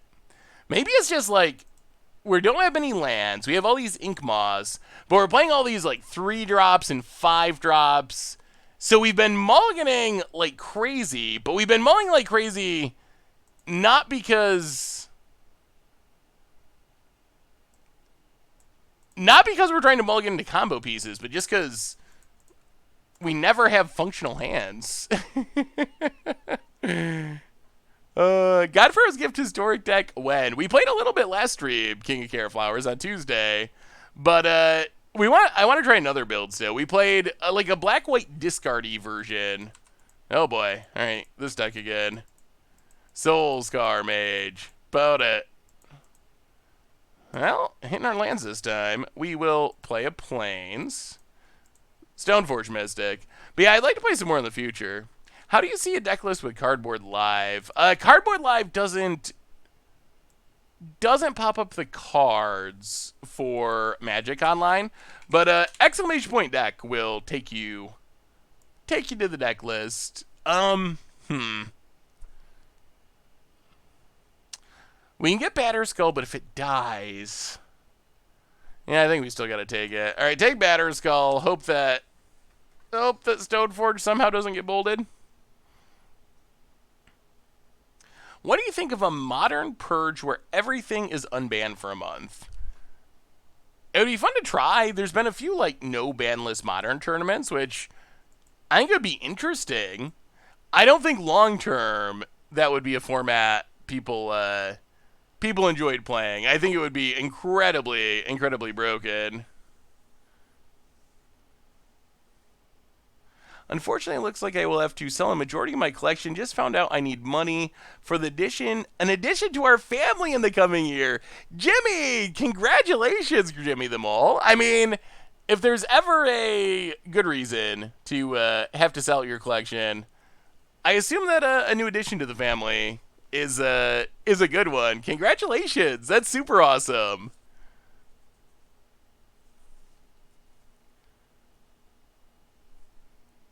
Yeah, it could be interesting. Maybe we should try some no ban list modern at some point. Those formats are just harder to do because you don't have you can't just jump into a league for them. Opponent borrows charms, blah blah blah, hits us, blah blah blah. Oh, playing Ink Moth. Puresteel Paladin. Colossus Hammer. Cheap artifact, land. Well, we're finding lands this game. That has not been a problem. Hit ya. But it passes. Oh, that might have been... Yeah, that might have actually been a punt, wasn't it? Because we could have... We could have turned on the Ink Moth, even though it couldn't attack. Maybe you could do a Goldfish user tournament no ban list. That would be possible, especially now that MTG Melee's around. That does make it pretty easy to do a tournament like that. Would that be something you'd be interested in if we could do a Goldfish tournament? Well, Batterskull. The hard way.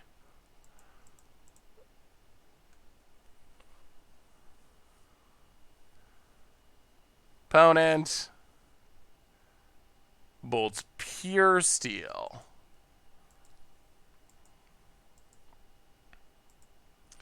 Alright.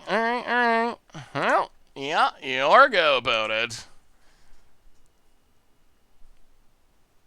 Would be fun to stream or watch. Yeah, definitely could be interesting. Like, Jeff Hoogland has done some sweet historic tournaments on his channel. Wow! Alright, that's all it takes. We didn't get to do anything crazy, but... Well, now we get to bring in the Forge Tenders and the on Thin Ices. We get to go down sort of Feast and Famine, a Cranial Plating, a Welding Jar, Memnite. Run it like that. What format? How about that? So let's say we could run a goldfish tournament for the community. Some sort of fish tank, fishbowl tournament. What format would you be most interested in? Kenton with the gift sub to Peruvian Kraut. Welcome to the fishbowl. Thank you so much for your subscription. Big soup too for you. Thank you. All right, we'll keep this. We will put... Let's go Welding Jar. Welding Jar to the bottom. Unbanned Blood Rush. Welcome to the Fishbowl. Thank you so much for your subscription. Big soup cheer for you. Thank you. Historic Modern. Should I draft Amonkhet or do Amonkhet sealed? I'm not sure how much that matters financially. I would have to dig into the numbers and see. I don't think it's a huge difference, so I think it's mostly personal preference. I prefer draft, but whatever you enjoy. Modern, Vintage, Legacy, Pioneer, Casual. I mean, Casual could be interesting. Casual, the hard part is, like... What words did I mess up now, dog? The hard part with Casual is how do you enforce it? Like, you can say a tournament's casual, but is that like a ban list? Is it a budget? How do you make a tournament casual? Ooh, Uncommander. Is that commander with unsets? Oh, Bavarian. Baruvian. Basically the same thing. Well, let's... Oh my goodness. Oh! All of our lands now. We go back and forth between desperately needing lands and just having all of them. At least our opponent is also drawing many lands, apparently. Soulscar Mage. Wow! It's still happening. Silent Clearing. Sack it. 1, 2, 3, 4, 5, 6, 7, 8, 9. That's probably calculator worthy. 9 out of 12 in a 19 land deck. Ooh, the math on that's gotta be interesting. It's really gotta be. Boros Charm down to 16, down to 14. Paradise Mantle, not technically a land. I'll play Paradise Mantle, or play Puresteel. Play Paradise Mantle. Opponent has the Bolt. Sure. Well, play Ink Moth. I had a game with Dimir Flash and Standard where I drew 10 out of 24 lands and 20 cards. Yeah, I mean, that's pretty land heavy. Schwiftspiel. Yeah, we're finishing up a Hammer Time League at the moment. Boat it. More Ornithopters.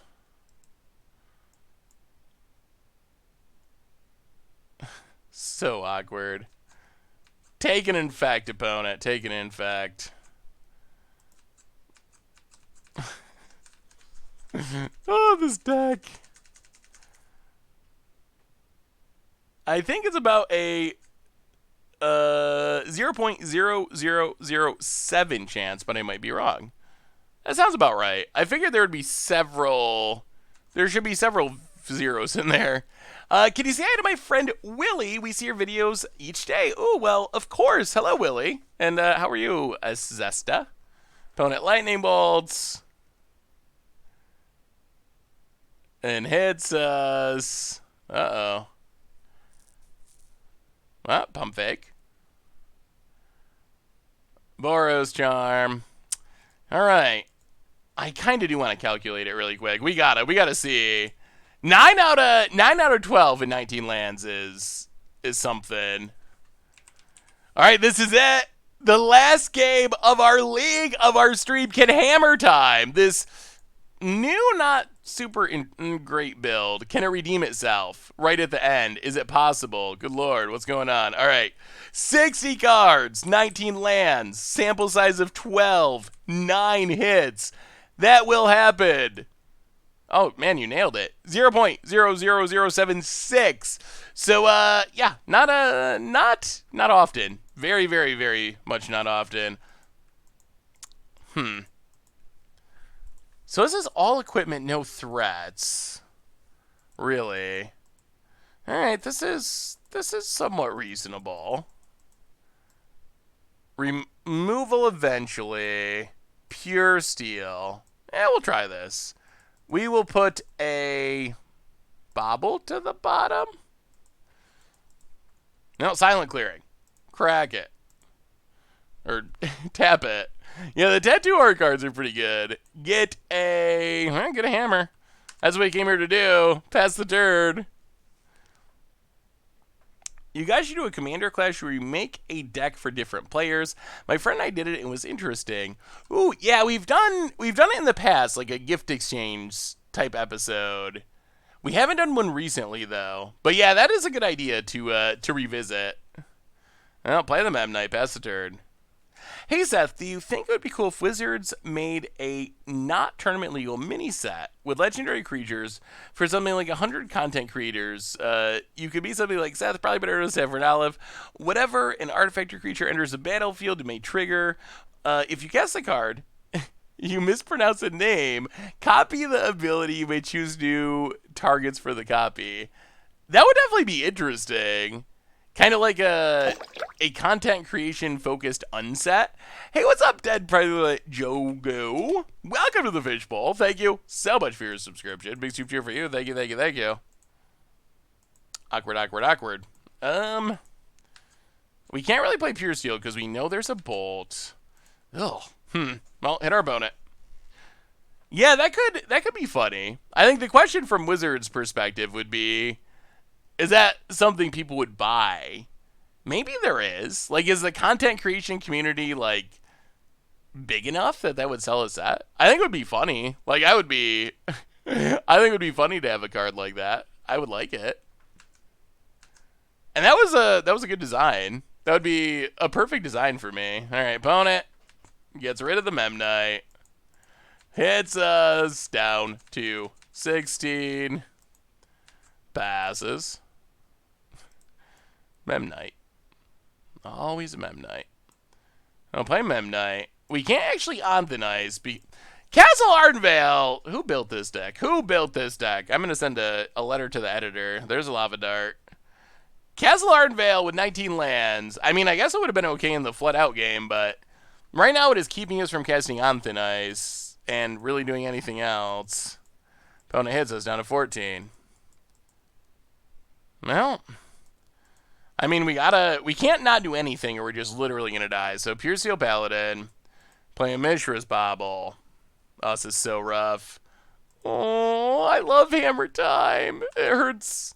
Oh, Lightning Bolt on top. It hurts. It hurts to see it perform so poorly. Thoughts on White-Black Life Gain using MTGA Experience... Wait. Thoughts on White-Black Life Gain using the MTGA Experience Smaller Pridemate? I'm confused. I don't know what card that is. There's a smaller Pridemate? Well, there's a land.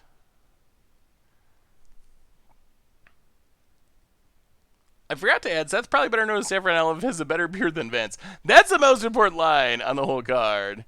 Here's a quick throwdown Hypergenitus for no ban list modern. Ooh, let me see. Bavarian Cow. Yeah,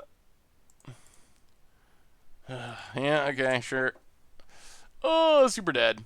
Hypergenesis, no ban list modern. Yeah, that looks pretty good. Just ritual. I mean, as long as you have rituals, that's a very fast kill. Oh, we're dead. Oh boy. Yeah. Well,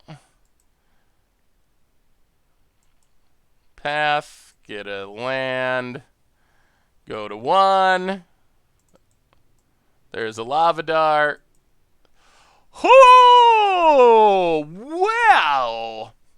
We're gonna have to play some more Hammer Time at some point because, jeez.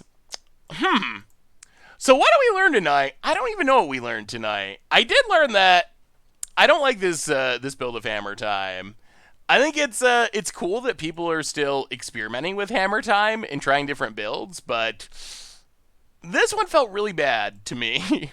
Really, just really clunky. We didn't have any of the explosive turn 2 kills. They're not even really possible. And then, we just like constantly were mulliganing and mana screwed. Maybe it was just variance. It could have been just variance. We also had some trouble with Mono Blue Devotion, but Uro was busted. Yeah, we definitely know that as well. We learned that again. Lots of Uros going on. All Uros and Burn was pretty much what we played. So, interesting playing a game of mid-range. Ooh, doing some mid-range in the future, probably. I think for tonight, we're probably pretty much wrapping things up. Although, I'd love to take a peek at your list, Team Kessig, before we do. What style of mid-range are you working on? But reminders, as we are wrapping things up tonight. So we will be back Monday. I don't believe there's any spoilers on Monday. So we should have spoiler normal stream on Monday and Tuesday and Thursday next week. In the meantime, Replay YouTube. That's where you'd find all the old streams, including this one in the future. Normal YouTube. Tons of stuff going up on there. Tonight there is a Tomer video. There'll be a Crim video soon. Commander Clash tomorrow. Sweet Much Improved this weekend. So keep it out for all that. If you haven't seen it yet, last night's Minotaurs deck for Historic is super fun as well. So check that out too. One more reminder that our sponsor tonight is Card Kingdom. And if you need some magical cards, you can get them over at cardkingdom.com. Even get a free Scoop Soldier sticker. Just let them know you want one in your order notes, and they will hook you up for free. So thank you so much to Card Kingdom for supporting the show. Most importantly, thank you to all of you. Y'all are super amazing. I know we didn't win much tonight, but I loved hanging out, talking with you. Hopefully y'all had fun as we were losing. I definitely appreciate it. Ooh, the white-black control looks sweet. That looks super sweet. I can see that being pretty powerful. I mean, you got good planeswalkers, good removal, some card draw. I like it. That looks like something I would enjoy playing. Thank you. Anyway, everyone, have a wonderful weekend. Whether you're magicking, whether you're not magicking, enjoy it, love it, and I will hopefully see you on Monday to have some more fun, to play some more Magic. Until then. Again, have a great weekend, have a great night, and I will talk to you soon.